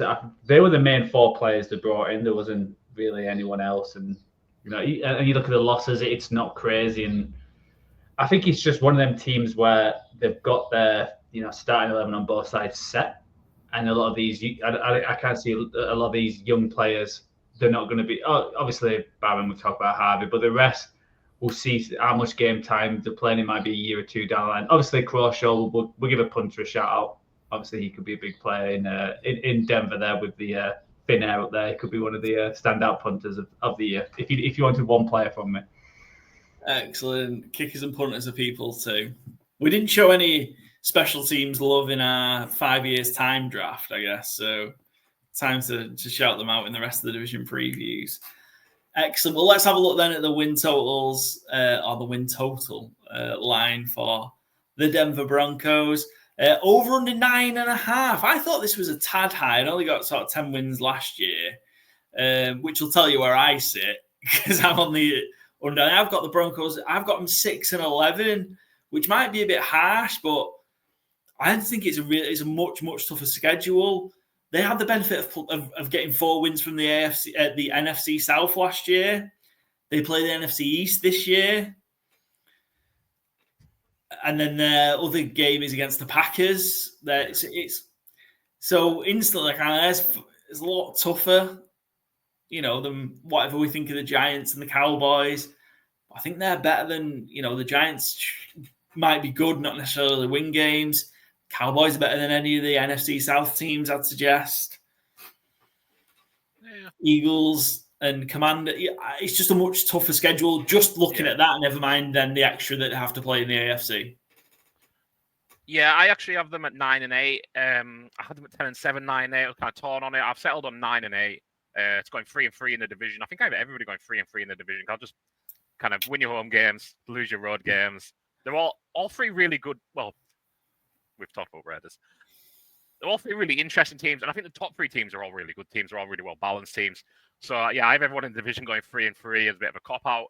But yeah, I have the Broncos going 9-8. So truthfully, I probably wouldn't place a bet here because I don't like the under plus money. But I'll probably go the under if I had to take a bet on it. Yeah, I'll snap that. I've got them 9-8 as well. Just with just with everything we've said. I think it's going to be curious that 7th seed. Kind of in the AFC, there's actually like so many teams in the AFC. It's like, they'll make the playoffs. And you're like, well, if they make the playoffs, they're not going to make it. And you just go down the line, and there's going to be some big teams who don't make it again, just with how good the AFC is compared to the NFC. NFC were like, who's got in? No way, really? I think they've got the opportunity to stack some wins early, and then they also have the luxury of playing the Jets and Giants in back-to-back weeks as well. And then they do play 3 of their final 4 games at home as well. So, yeah, maybe 6-11 is a bit harsh. I just think it is just a much tougher schedule than last year. And I'm not necessarily saying there'll be a much worse team. I just think there's a lot more games there, a lot more tougher games there. Yeah, I mean, also, I have the Jets winning more games than the Broncos, so let's not throw the Jets fully under the bus there. That is in London, so that's travel. That is also true, yeah. And then they come back and play the Giants at home, but the Giants got rest. Yeah. So, yeah, it's just not a much less pretty schedule than last year, as you've said, Paul. Yeah. Yeah, they do have that trip, and then they don't have a bye until week 12. Week 12. Is it week 12 or week 30? Yeah, week 12. Sorry, 12, yeah. 6 weeks later. Yeah, it's a long slog. Yeah.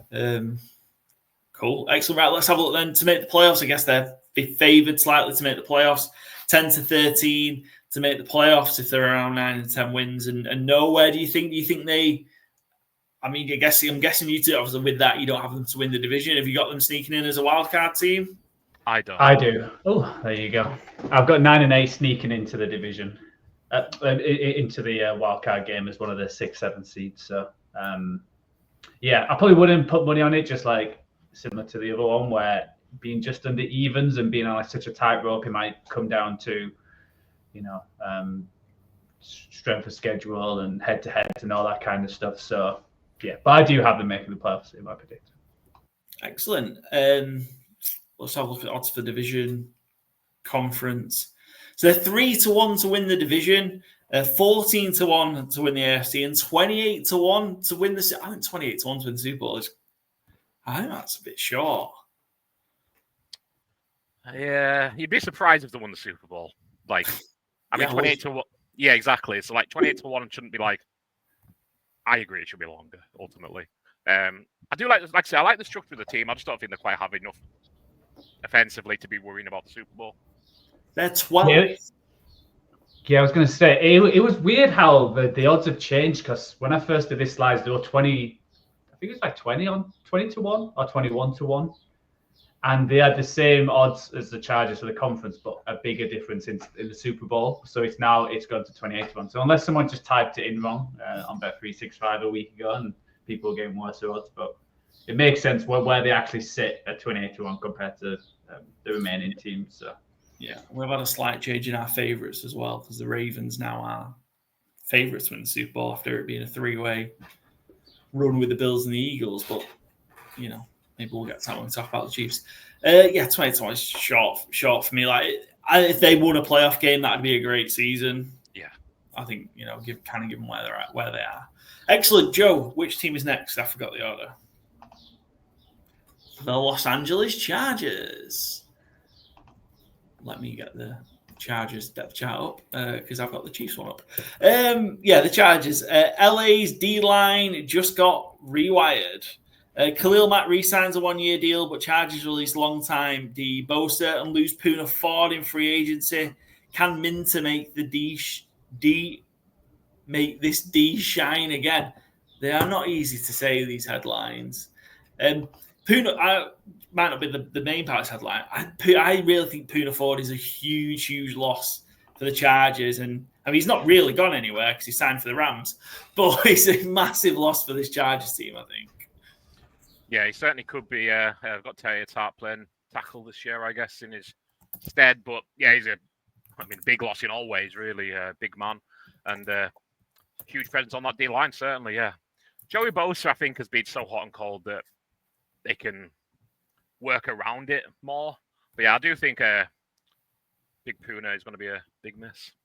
Yeah, and I think with like how good Jesse Minter did last year, I don't know if it's understated, but just how many players who were, I'm not going to say nobodies, but were like not in the limelight, have suddenly just became better players, especially cornerbacks, and having that kind of reputation for a team, be able to attract players, and obviously if you improve them. So they did bring a few players in, but yeah, I think it was the right move bringing Mack back and releasing Bosa, because we've seen already the Bills is injured in the off season.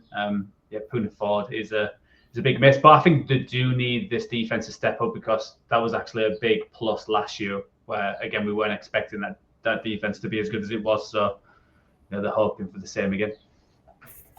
Excellent. Let's jump over to headline number 2. Williams signed the script, then walked off set. Mike Williams returned to LA cut short as lingering injuries caused the sudden retirement. Another season with a number of wide receiver extras rather than stars. I think this is the big question mark around the Chargers. So we saw kind of them take Lad McConkey last year in the second round and go, okay, they've got somebody in, can they then maybe get some more in? And then they're sat here with like Jalen Reagor and Quentin Johnson, who training camp's just started, and Jesus Christ, he still cannot catch the fucking football. Which it's a shame that it was electric at TCU, and he just cannot catch the goddamn ball, which is the fundamental part of your job as a wide receiver. Yeah, it's a big part. But lest we forget, he had 8 touchdowns last year. Quentin Johnson, it's not too bad. He had 700 yards. You'd like to see more, but maybe there is room for him to develop. Jim Harbaugh is a hell of a coach. Justin Herbert is a great quarterback. Lad McConkey, you won't ever stop me singing the praise of Lad McConkey. I'll say I'm not really that fussed that Mike Williams has retired. I love Mike Williams as a player. Don't get me wrong, made some incredible highlight catches over the years. But in terms, I think he's probably a roster clogger at this point. I think he's probably going to be a hindrance to Trey Harris getting snaps. Keandre Lambert-Smith has been getting hype since, I think he was an undrafted free agent, in fact. He might have been a late round pick, but obviously the Chargers started back in camp earlier than everyone else. But even in minicamp, Keandre Lambert-Smith was getting hype then. He's continued it through the first couple of days of training camp. So I don't know if Mike Williams is really, him not being there is really a hindrance, truthfully. He hasn't been himself for a couple of years. He's been struggling with injuries, and it feels like he took one look at Jim Harbaugh's style of training camp and went, you know what? No, I'm all right, actually. I've made plenty of money. I don't need to do this. So, yeah, I think the only thing I worry about is a sidetrack. Like with the NFL now, you think there's loads of wide receivers and great wide receiver rooms, but there's quite a lot of teams who don't have a great wide receiver room, just like doing this exercise. But I just really felt like Herbert again. Where is it going to be another year where we're like, oh, it just needs that, that dominant wide receiver again, where we're here, losing in the first round, in the wild card round, or just missing the playoffs on like some ridiculous. I know having Harbaugh certainly helps, but I just wish they got just one of the like. Similar to you, Lad McConkey is a great player, but I just want someone for them to just dominate the game, and just like Herbert can just, throw it up there, have that kind. I know most teams would want that, but I just don't want Herbert's career just to peter out because he's never had that, that one-star wide receiver just to help him out as his progress. So I wish they did a little bit more, but we'll see if that hampers them or not, because, like you said, when Jalen Reagor and and Quentin Johnson is going to be starting, it's not, put you have the most hope going into the season.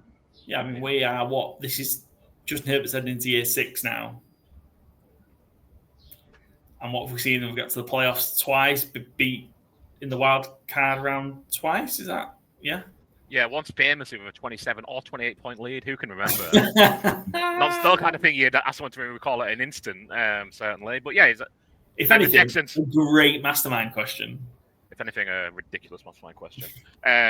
Texans game was a blowout and embarrassing. But yeah, I'd love him to have more help. But Jim Harbaugh, he views Joel as an offensive weapon. He views your line as an offensive weapon. So I think it's something we're probably going to have to be wishing for a while if we're expecting a Malik Neighbors style draft pick over Joel. I don't think it's ever going to happen. I mean, it took until week 5 for Justin Herbert to throw for more than 200 yards last year. So yeah, he did enter the season injured, to be fair. But still, yeah, it wasn't. It got better as it went along, though. I don't have the numbers in front of me, but it felt like it did.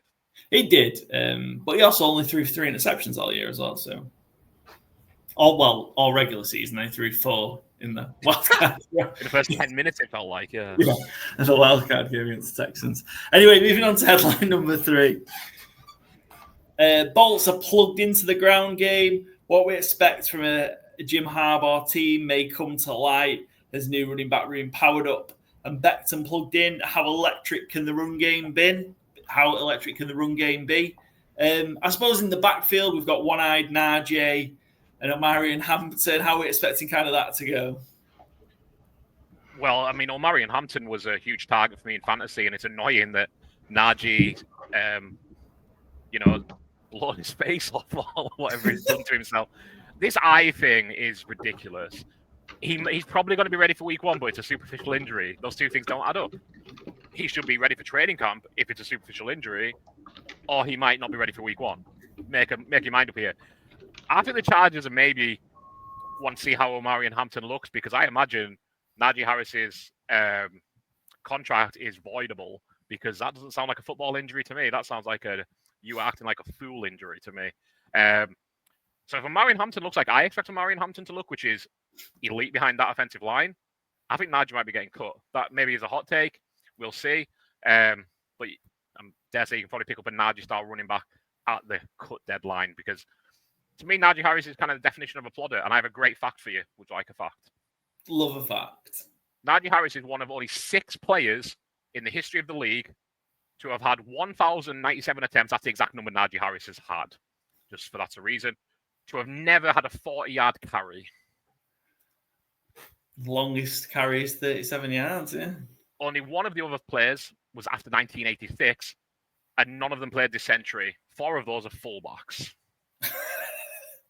And I have a second little fun fact on the top of that. That was from Roto Patrick Doherty, great follow, great Roto World legend.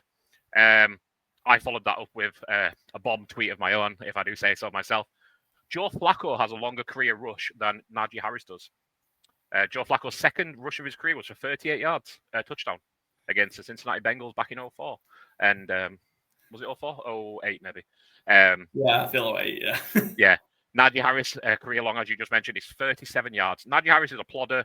He wasn't helped in Pittsburgh's offensive play calling, Matt Canada, Arthur Smith, an awful lot of it. But when you look at what you got for a first-round pick, he's not a guy you want to, tie your offense to. I hope Omarion Hampton gets to cook and gets workload, bell cow workload. I think he can stand up to it. And I think he could be a fantasy superstar this year. Yeah, Najee's only had 1 year where he's had a higher average than more than 4 yards to carry, which was 2023, 4.1 yards to carry. Which, I think it was 4.1. Yeah. Yeah, and it was barely above 4. It was 4.1. So, yeah. We just have 4,000 yard rushing seasons in his locker. Not many people have that. He stayed fit. He's fine when he's on the field. Played 17 games every single time, yeah. Yeah, it's just from when sparks are flying. Excellent. Shout out Najee's eye. Headline number 4. Old Man Rivers sails into the... We've got Phil Rivers headline. Old Man Rivers sails into the sunset. Legendary quarterback Phil Rivers officially retires as a Charger. Will Rivers... why are we talking about this? Will Rivers be a Hall of Famer? And what can Herbert do to surpass his great career? We had to get 4 headlines in, and like I said, the Chargers were the trickiest one. Just trying to think of anything, because they've had a steady off-season, and then Rivers officially retired. Can I just say we could just have 3 headlines? Yeah, I love Phil Rivers, great guy. But we don't it's a great opportunity that he's officially retired. Why not?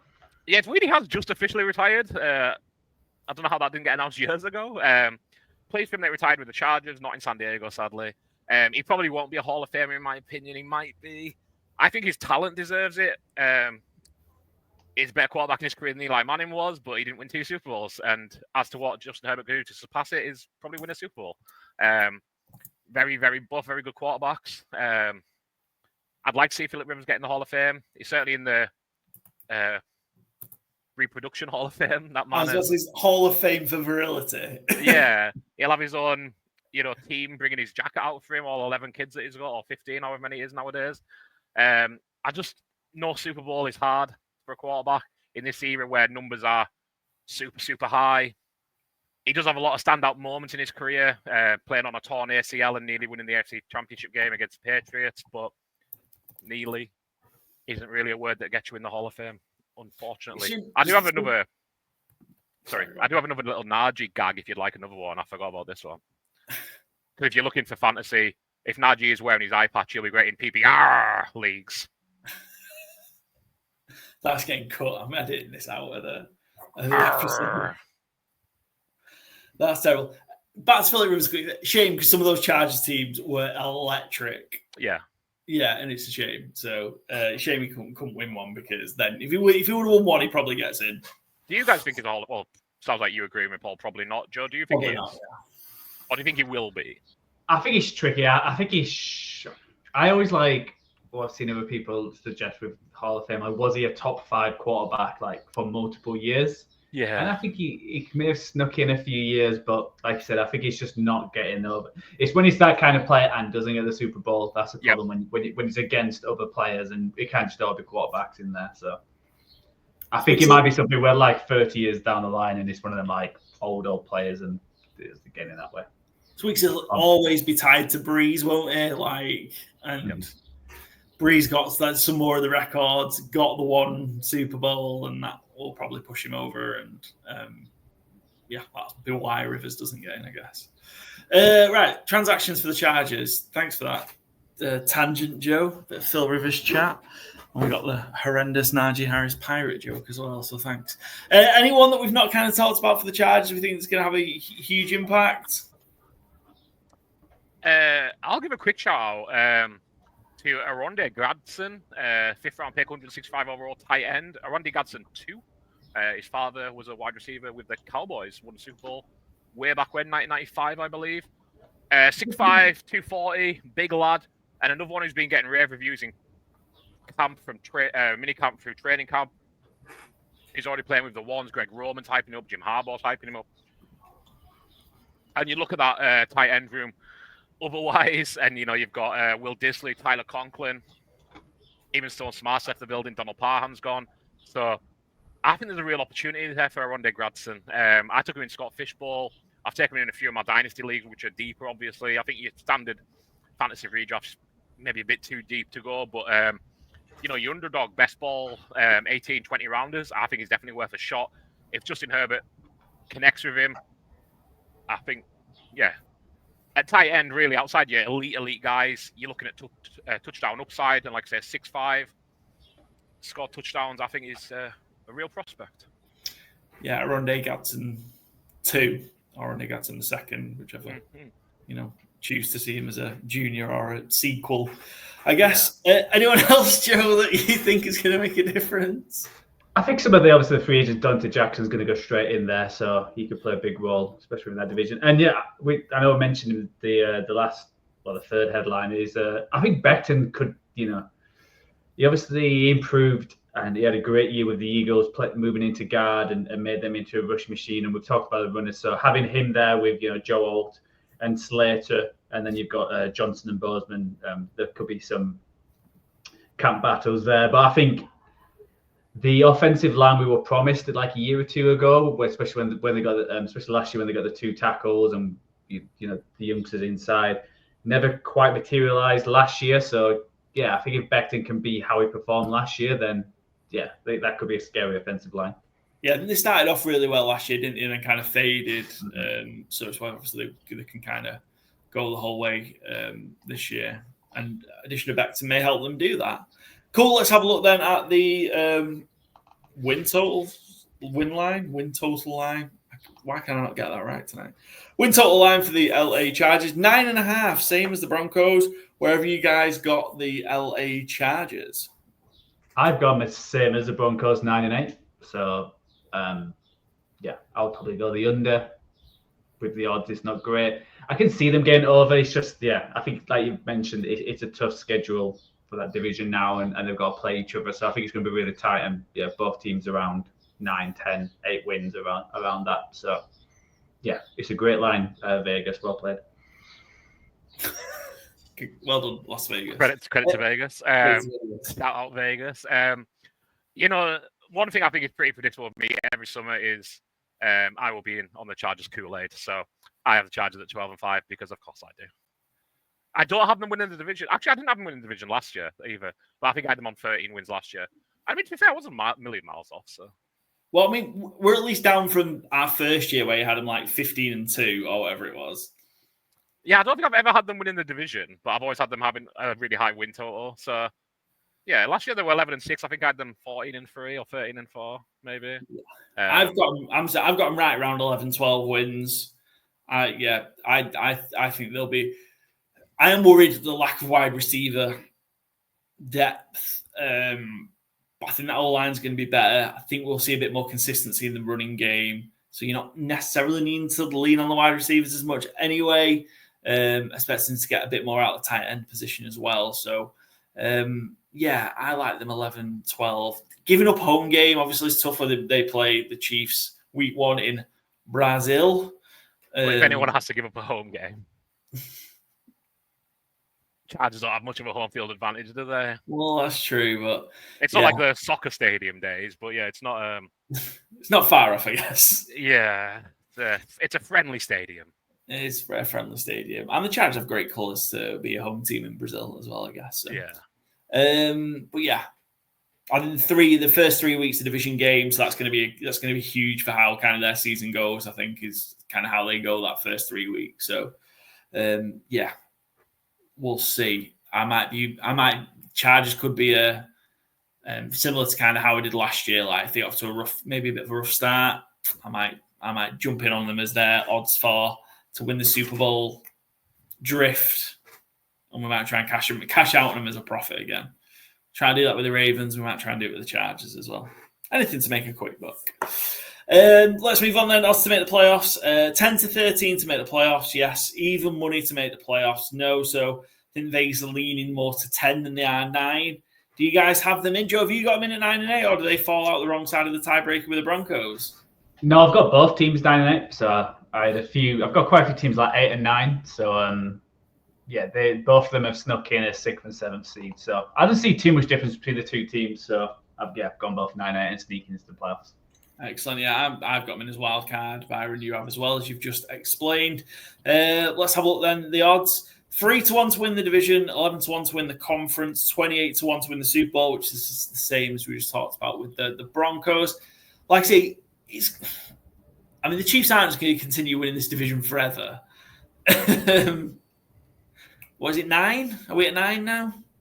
Yeah, 9 in a row. I guess we'll talk about that when we get to the Chiefs in a second. But can the Chargers push them? They seem to be, from what me and Byron are saying, at least the ones closest to the Chiefs. I think they definitely can. I think 3-1's a fair enough price. It's one I maybe put in I'm not going to back it as a single, but one I might put in accumulator or Hines with other division winners that aren't 1-10 on. The Bills might get left out, for example. Just try and get some good value. I like 3-1 as a price. I do think the Chiefs will win the division, but I don't think it's wild to think the Chargers push them, certainly. Yeah, it's weird as well with these odds. So they've got the same odds for the division and Super Bowl as the Broncos, but they're 11-1, while the Broncos are 14-1 to win the conference. So interesting. Peculiar. Yeah. I do think the Chargers can be a little bit ahead of the Broncos. I don't think it's a lot, but yeah, I don't think it's going to be enough to, sadly, see some change at the top of the AFC West. Speaking of which, let's talk about the Chiefs. On to the Kansas City Chiefs. More money, more problems. Chiefs revamp O-line, lose Tooney, make Smith highest paid guard, spent big on free agent Moore, and draft Simmons in the first round. Have they done enough? That is by far and away the longest headline we've written so far in this entire series. But yeah, that's so for you, it's more like more words, more problems. More words, more problems, especially post, 8 pints and a curry. So, O-line, obviously, given what happened in the Super Bowl, they were just mullered by the Eagles. Speaking of which, 8 pints. Is it enough? Because ultimately, it's not about the regular season for the Chiefs, is it? It's about winning a championship. Is that enough come the postseason to kind of handle what these huge teams do, these other talented D-lines do? It's a bad question. I didn't know where the question mark was. Neither did I. Sorry, I lost it. There's a ton of pressure on a few players, I think, in this. Kingsley Suamataia coming in at left guard to replace Joe Tooney. Huge shoes to fill. Josh Simmons, left tackle, Ohio State. 32nd pick in the draft. Could be one of the draft picks of recent times if he hits and he's fully fit. Juwan Taylor, right tackle, very up and down. And then you've got Creed Humphrey and Trey Smith, who I think you can just put in as, blocks. They are absolutely fine. those other 3 spots, I think you've got big question marks around. And then Jalen Moore obviously didn't even get a shout out there. He's not listed as a current starter. He probably will start left tackle while Simmons comes along. But I mean, Joe, you've seen Moore in San Francisco plenty enough when Trent Williams isn't there. Anchoring that entire run game. That's not something I would have paid up for, I will say. I think there's enough questions there to worry. Yeah, I think it was... Yeah, he got a lot more money than I expected. The 49ers did want him back, so they did offer him. So it's not like the 49ers gave up on him and were like, he's no longer needed. Obviously, he was always the backup for arguably the best left tackle in the game in Trent Williams. So he wasn't a star. So yes, I think it's really interesting how it's going to shape out. Because, on my depth squad on ESPN has Mike Caliando starting at left guard. So like I said, them 3 spots. They'll be curious how they start. Obviously, there was a question mark with Josh Simmons coming into the draft, but he sounds like he's going to be fit for training camp and start the season, which is, I think, it's a huge win because arguably people had him as a number 1 tackle before his big injury at the start of the college season. So, like I said, that could be a huge win there where you get your left tackle sorted, you've got your centre and right guard, so it's just finding them 2 spots. I think it's probably Juwan Taylor's final season. Just with everything what's gone on and how much they're paying him, I think he'll probably be gone. So you're looking for these youngsters to step up and fill those gaps. But that Josh Simmons one is really interesting. I don't know, and I didn't play too much last year, Paul, but do you think he would have been the number 1 tackle if he had stayed fit? I'm not sure, and his injury is quite horrific as well. It was a torn patella tendon injury in the knee, which is just brutal injury to have, especially for someone just that size. Like when those big guys have those patella tendon injuries, it's very, very difficult to come back from. I think they've got a couple there that are possibly quite like developmental talents on the O-line, and they need it now. I think that's the issue with the Chiefs. They need it now. Like that O-line was just blitzed by the Eagles. And this is it, for me. This feels it's just like it's an absolute rerun of what happened to them against the Bucs in that Super Bowl, where they had to revamp that O-line, and it took 2 seasons. It didn't just happen in the one. They couldn't do it in the one off season and one draft. And I wonder then if that's kind of the play where actually it might be 2026 for the Chiefs again, where you've got kind of Josh Simmons' 18 months post that injury. Suamata, Kings of Suamata then grows a bit. He's into a 3rd season maybe, because I don't think he necessarily saw too much action. I don't think he was ready as well. He really didn't seem ready. Yeah. And maybe actually this is that O-line revamp for 2026 rather than 2025. Doesn't mean the Chiefs won't be good. They will probably still be really good. But yeah, that's kind of where I'm at with them. Maybe it's a revamp for 26 onwards, not 25. Excellent. Headline number 2. Legal trouble brews. Rice in hot water. Coming off a torn LCL, Rashid pleads guilty and he's sentenced to 5 years probation and 30 days of jail time. How long will the suspension be? Will the Chiefs be affected? He'll certainly be affected by it. He's the best wide receiver. How much of a suspension? I've seen things that Chiefs are preparing for 2 to 4 games. If he gets 2 games, I will be absolutely stunned. Yeah. I think it's 4 to 6 games. I think it's probably going to be 6 games. I think it's going to be lots. Like Jordan Addison's probably going to get 2 at least for just like some basic driving offenses. 2 to 3, I think. Yeah, probably get it down to 2. If she Rice nearly killed a shitload of people. Yeah, like they're but the grace of God essentially is the Henry Ruggs. Like ultimately, like you could never be playing again. You might be in prison for a long time. Lucky that it wasn't as bad as it could have been. But yeah, obviously that's going to have an impact on them. How much? I mean, if you're going to miss any time, though, you want to miss the first 6 games, not the last 6, right? So, again, I have faith the Chiefs will find a way to get themselves into playoff opportunity. And like I said, I still haven't won in the division, so it's not like it's a huge bang on them. Xavier Worthy got more involved as the season went along. Marquise Brown is now fully fit, and I think he was relatively useful, even if his numbers didn't quite stack up towards the end of last season. So, yeah, they'll be impacted by Rice being out, but I don't think it kills them. No, because he was out for quite a bit last year as well with the LCL where Mahomes tackled him. I figured they're going to give him like 5 or 6, and then they'll appeal, and because he played guilty and apologized and all that kind of stuff, they'll go down to 3 to 4. I feel like that's how it normally goes. I think if it's like 4 or 5 games, I don't think they'll mind whatsoever. They'll have game plan. Andy Reid's too good to have one player destroy their season, especially with everything around them. So, yeah, it's a shame because obviously I think last year he grew into that number 1 wide receiver, especially at the start of the year, and he was this young, exciting player. But with that checkered history, it's hard to root for certain guys who do boneheaded things like that. So. Yeah, I mean, young wide receivers do dipshit things. I think that's just where we are in the NFL right now, isn't it? Like, I think he might get. I think he might get treated quite not harsh about. Are you saying like 3? I think he might get like 6+. I think he might get 8 or something out.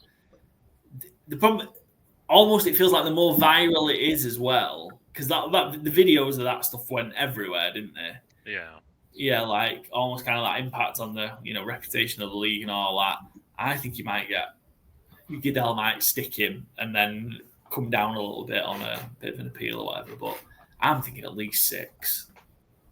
Not great, but it does open opportunities for other people, I guess, as well, doesn't it? And the Chiefs will find ways, and I think we might see then a lot of Travis Kelce early and things like that to. Make up for things. And Pacheco was like a shell of his former self last year, wasn't he? Is he going to be better having had a kind of a full off season now? And Worthy gets going, and they just find other ways. So I'm sure they'll be fine. Headline number 3: keeping the fortress stacked in the kingdom. More smart business extending Bolton on a 3-year, $45 million deal. And extend 2022 first-round pick Kyle Loftus to a 4-year, $88 million contract. I love George Karlaftis. He's absolutely incredible. A big miss, I think, from you guys not taking him in our 5-year draft, by the way. When one of you could have took him late on. But not the point. Well, I think it was Joe that had the chance. Yeah, it wasn't one of us. It was Joe. Well, it was one of you then, yeah. Well, no, it wasn't one of us. It was Joe. Like... Don't throw my name under the muck here. Yeah, what do you think? Because this is the thing around, do they lean on this defense a little bit more, knowing maybe that they're going to struggle possibly a little bit from an offensive line perspective? And do we see, like, they change, don't they, the Chiefs? Like, we've seen them go through kind of that stick 40 on teams week in, week out. We've seen them find the crazy ways to win. Are we just going to see them now turn even more into that? We're just going to dig out wins with the defense. I think so. I think the offense might be slightly better this year, but not overly. It's just they're just one of them teams who draft well. Because you look at the 2022 draft, they also drafted Trent McDuffie before Karlaftis. So you have 2 first-round picks and you hit on there. And they're just like a smart team where I think we were sat where in free agency, I'm sure Byron was high on the Bolton re-signing, because I think everyone thought that he would leave, but because how good they are, the team, and how the run and everything about them, players are willing to stay, willing to probably take a couple of mil less. And yeah, you were thinking like a couple of years ago that the defensive backs, it was looking trouble. They drafted 3 or 4, and they sorted. So I think that George Karlaftis one, he's like an underrated edge. I had a quick look. From the 2022 draft, like who's got the most sacks, and he's second out of all of them. So, like going onwards, so he's a great player playing with Chris Jones, and when you've got 2 great players on your line, you can work around it. So the Chiefs just being the Chiefs, and there's a reason why they're always in the Super Bowl or doing that. One, they've got Patrick Mahomes, the best quarterback in the league, Andy Reid, and then they've just got a great defense where they've just got solid players all around. So I think they are going to lean on them. Yeah, excellent. Who is Karlaftis behind? Is it Hutchinson? It is Hutchinson, yeah. Headline number 4. No end of an era for Travis in Kansas.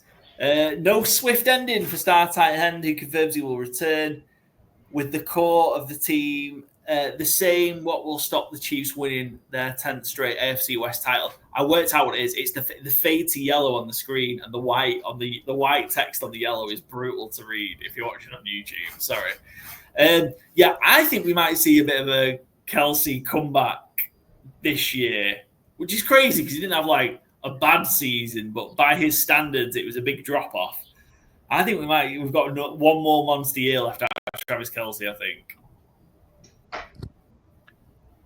I don't. I think he looked kind of done towards the end of last season, for a lot of the season, truthfully. But yeah, I mean, he's done it before. He's done it plenty.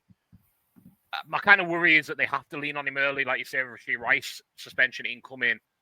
Then do you have him down the stretch? And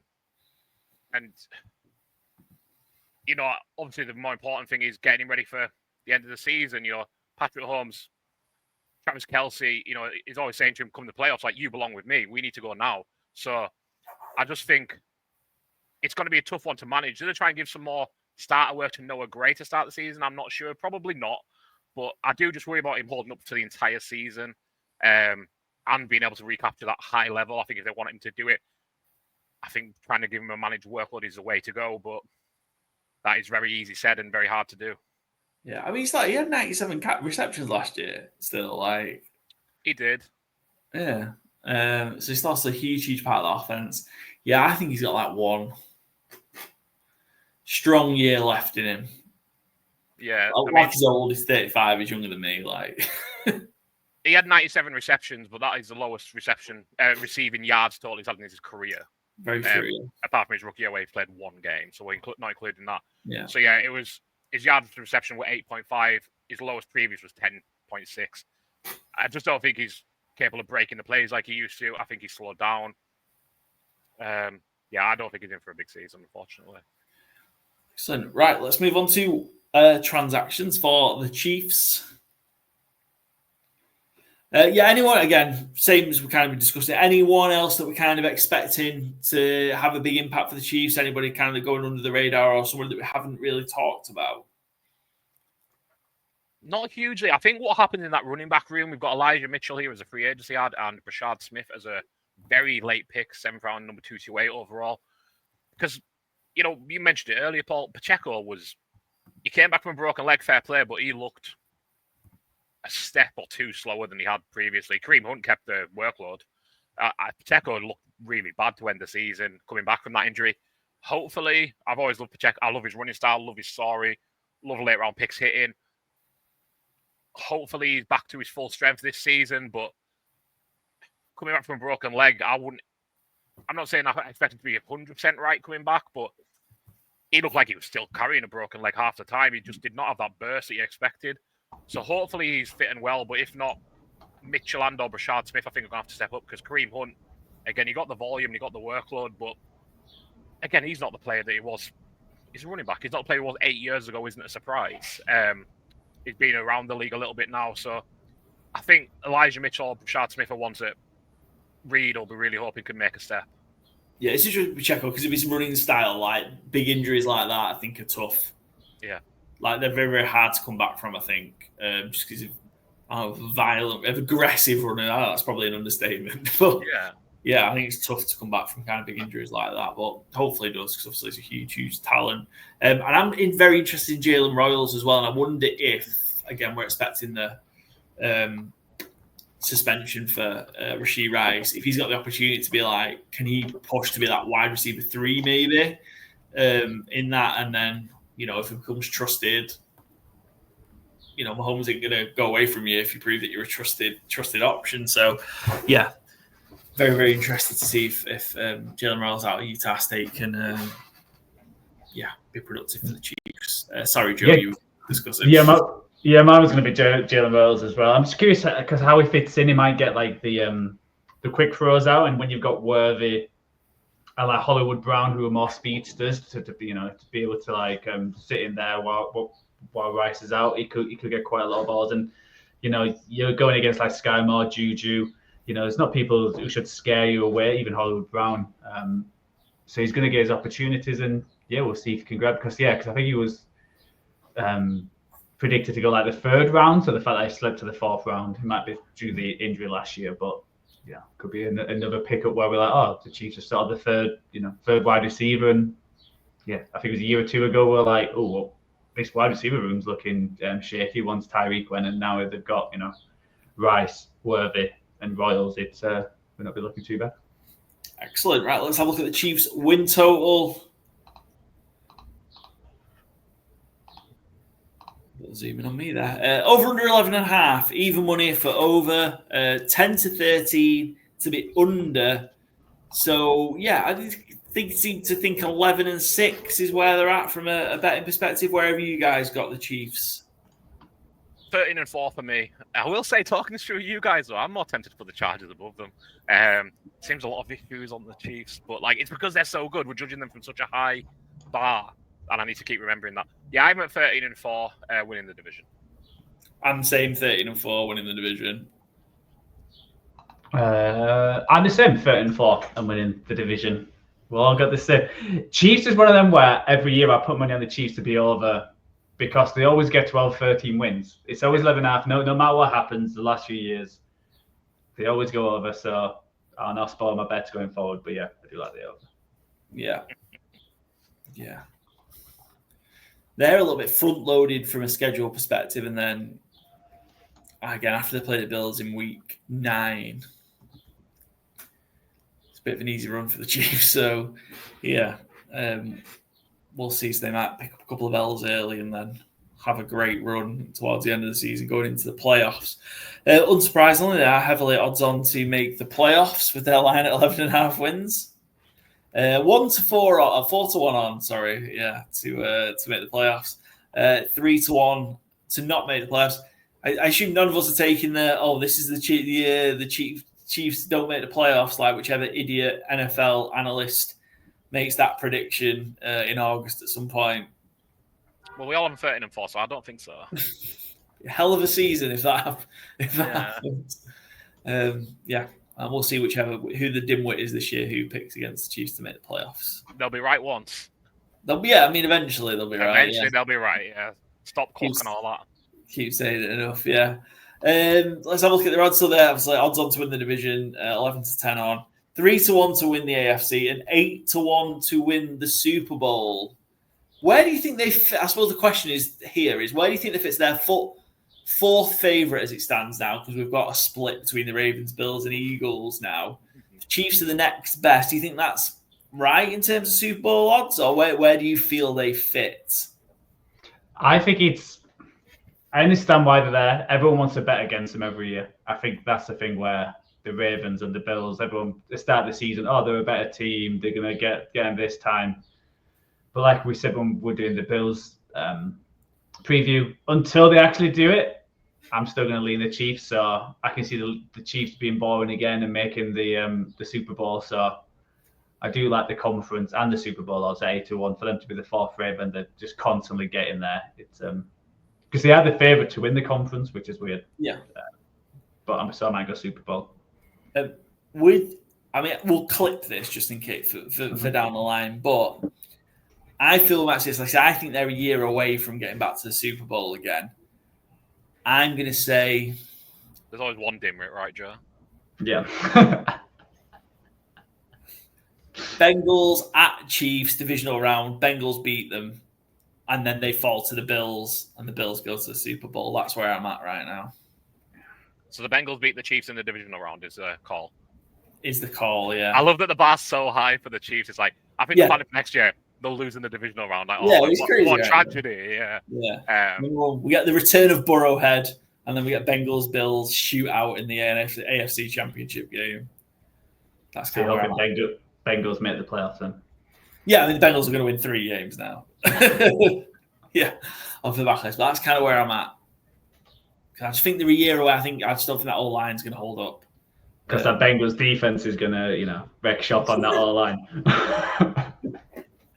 I just think it's going to be a problem, that's all. And, we'll Mark Stewart sign just for the playoffs. Yeah, exactly. Yeah, but he'll come out of retirement in week 4. Mark Stewart debut and Trey Hendrickson ends his holdout for the AFC, for the divisional round of the playoffs. Anyway, Should we have a look at our best bets? Let's go. Excellent. Yeah, I've got so we've talked about Chargers. I love the Chargers. I think there might be 11, 12 wins. I was tempted to put down the over 10.5, but we'll just go safe, over 9.5, 10 to 11. I think that's pretty solid.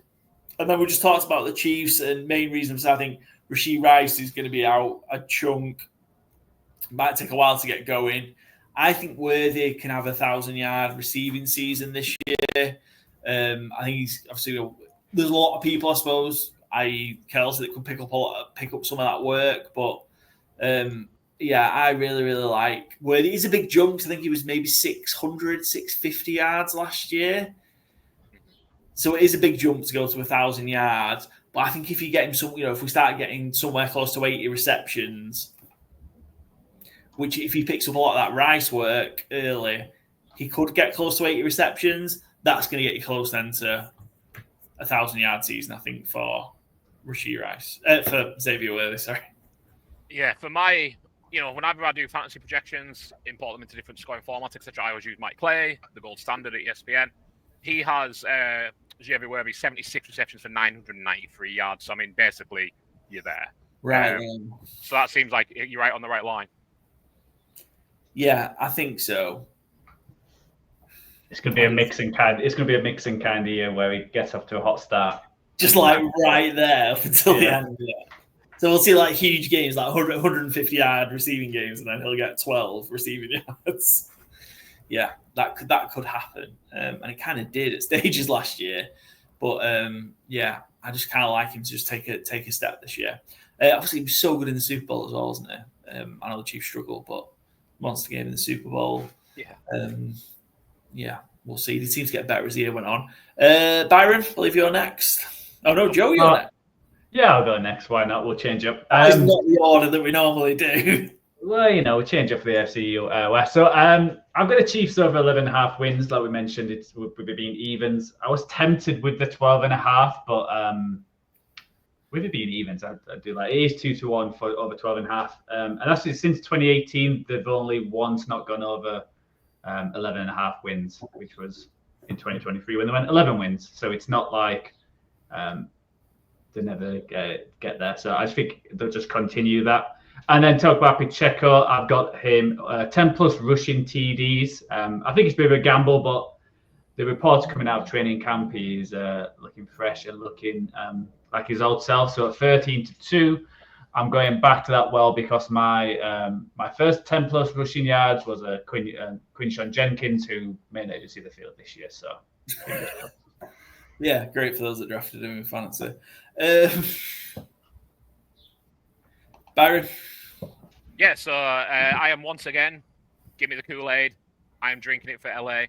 I'll just 4-1 after 5 games. They start with home-ish in Brazil against the Chiefs, at the Raiders, home against the Broncos, at New York Giants, home against the Commanders. I think it's really possible they win 4 of those games. Chiefs want a bit up in the air. They can beat the Raiders. They can beat the Broncos at home. They can beat the Giants on the road, no problem. I think they're a better team than the Commanders. So that's 4 wins right there. My kind of worry is if they go 5. But we'll just go with 4. So, that's 33-10. 3-1, I think, is a real nice price. And then doubling down again, Omarion Hampton, offensive rookie of the year, 10-1. That price has come in annoyingly with the Najee injury, as we would expect. But, he's now still 10-1. I think he can go over 1,200 rushing yards. Double-digit touchdowns. I think he's well in play behind that O-line, and hopefully no Najee Harris bothering him. I think he can be a bell cow, carry that ball non-stop for the Chargers. And 10-1. Ashton Jennings obviously is a standout. Travis Hunter. The wide receivers I kind of worry might not get the domination that they've had in other years. I like Igbuka, obviously. I love Travis Hunter. I think McMillan's absolutely fine, but I don't think any of them are, unless it is Travis Hunter really blows up. I think running back Hampton or Jenny are your best chances here, so I'll take the longer odds on Omarion Hampton. Excellent. Good shouts. I think Hampton's going to have a great year, yeah. Right, that wraps up the AFC West. We just had some breaking news, but we won't spoil it. Great episode. Thank you to Levi from Just Blog Baby. I don't know why I want to say it like that every time I say that website name. But make sure you go give Just Blog Baby a follow. Website for Vegas Raiders fans worldwide, part of the Fan-Sided Network. Free promo there. Make sure you follow us. Good teams and great teams cover.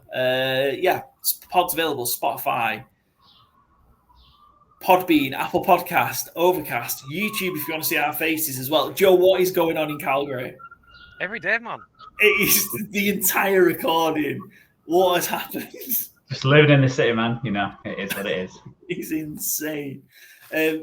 Also follow Good Teams with Great Teams cover over on Instagram, X, Twitter, TikTok, and Blue Sky. And we'll be back next week with another division preview. Not sure which one we're going to do yet. We've got 2 left, I guess. NFC South, NFC North. We're just working out the guests. We'll be back with one of them next week.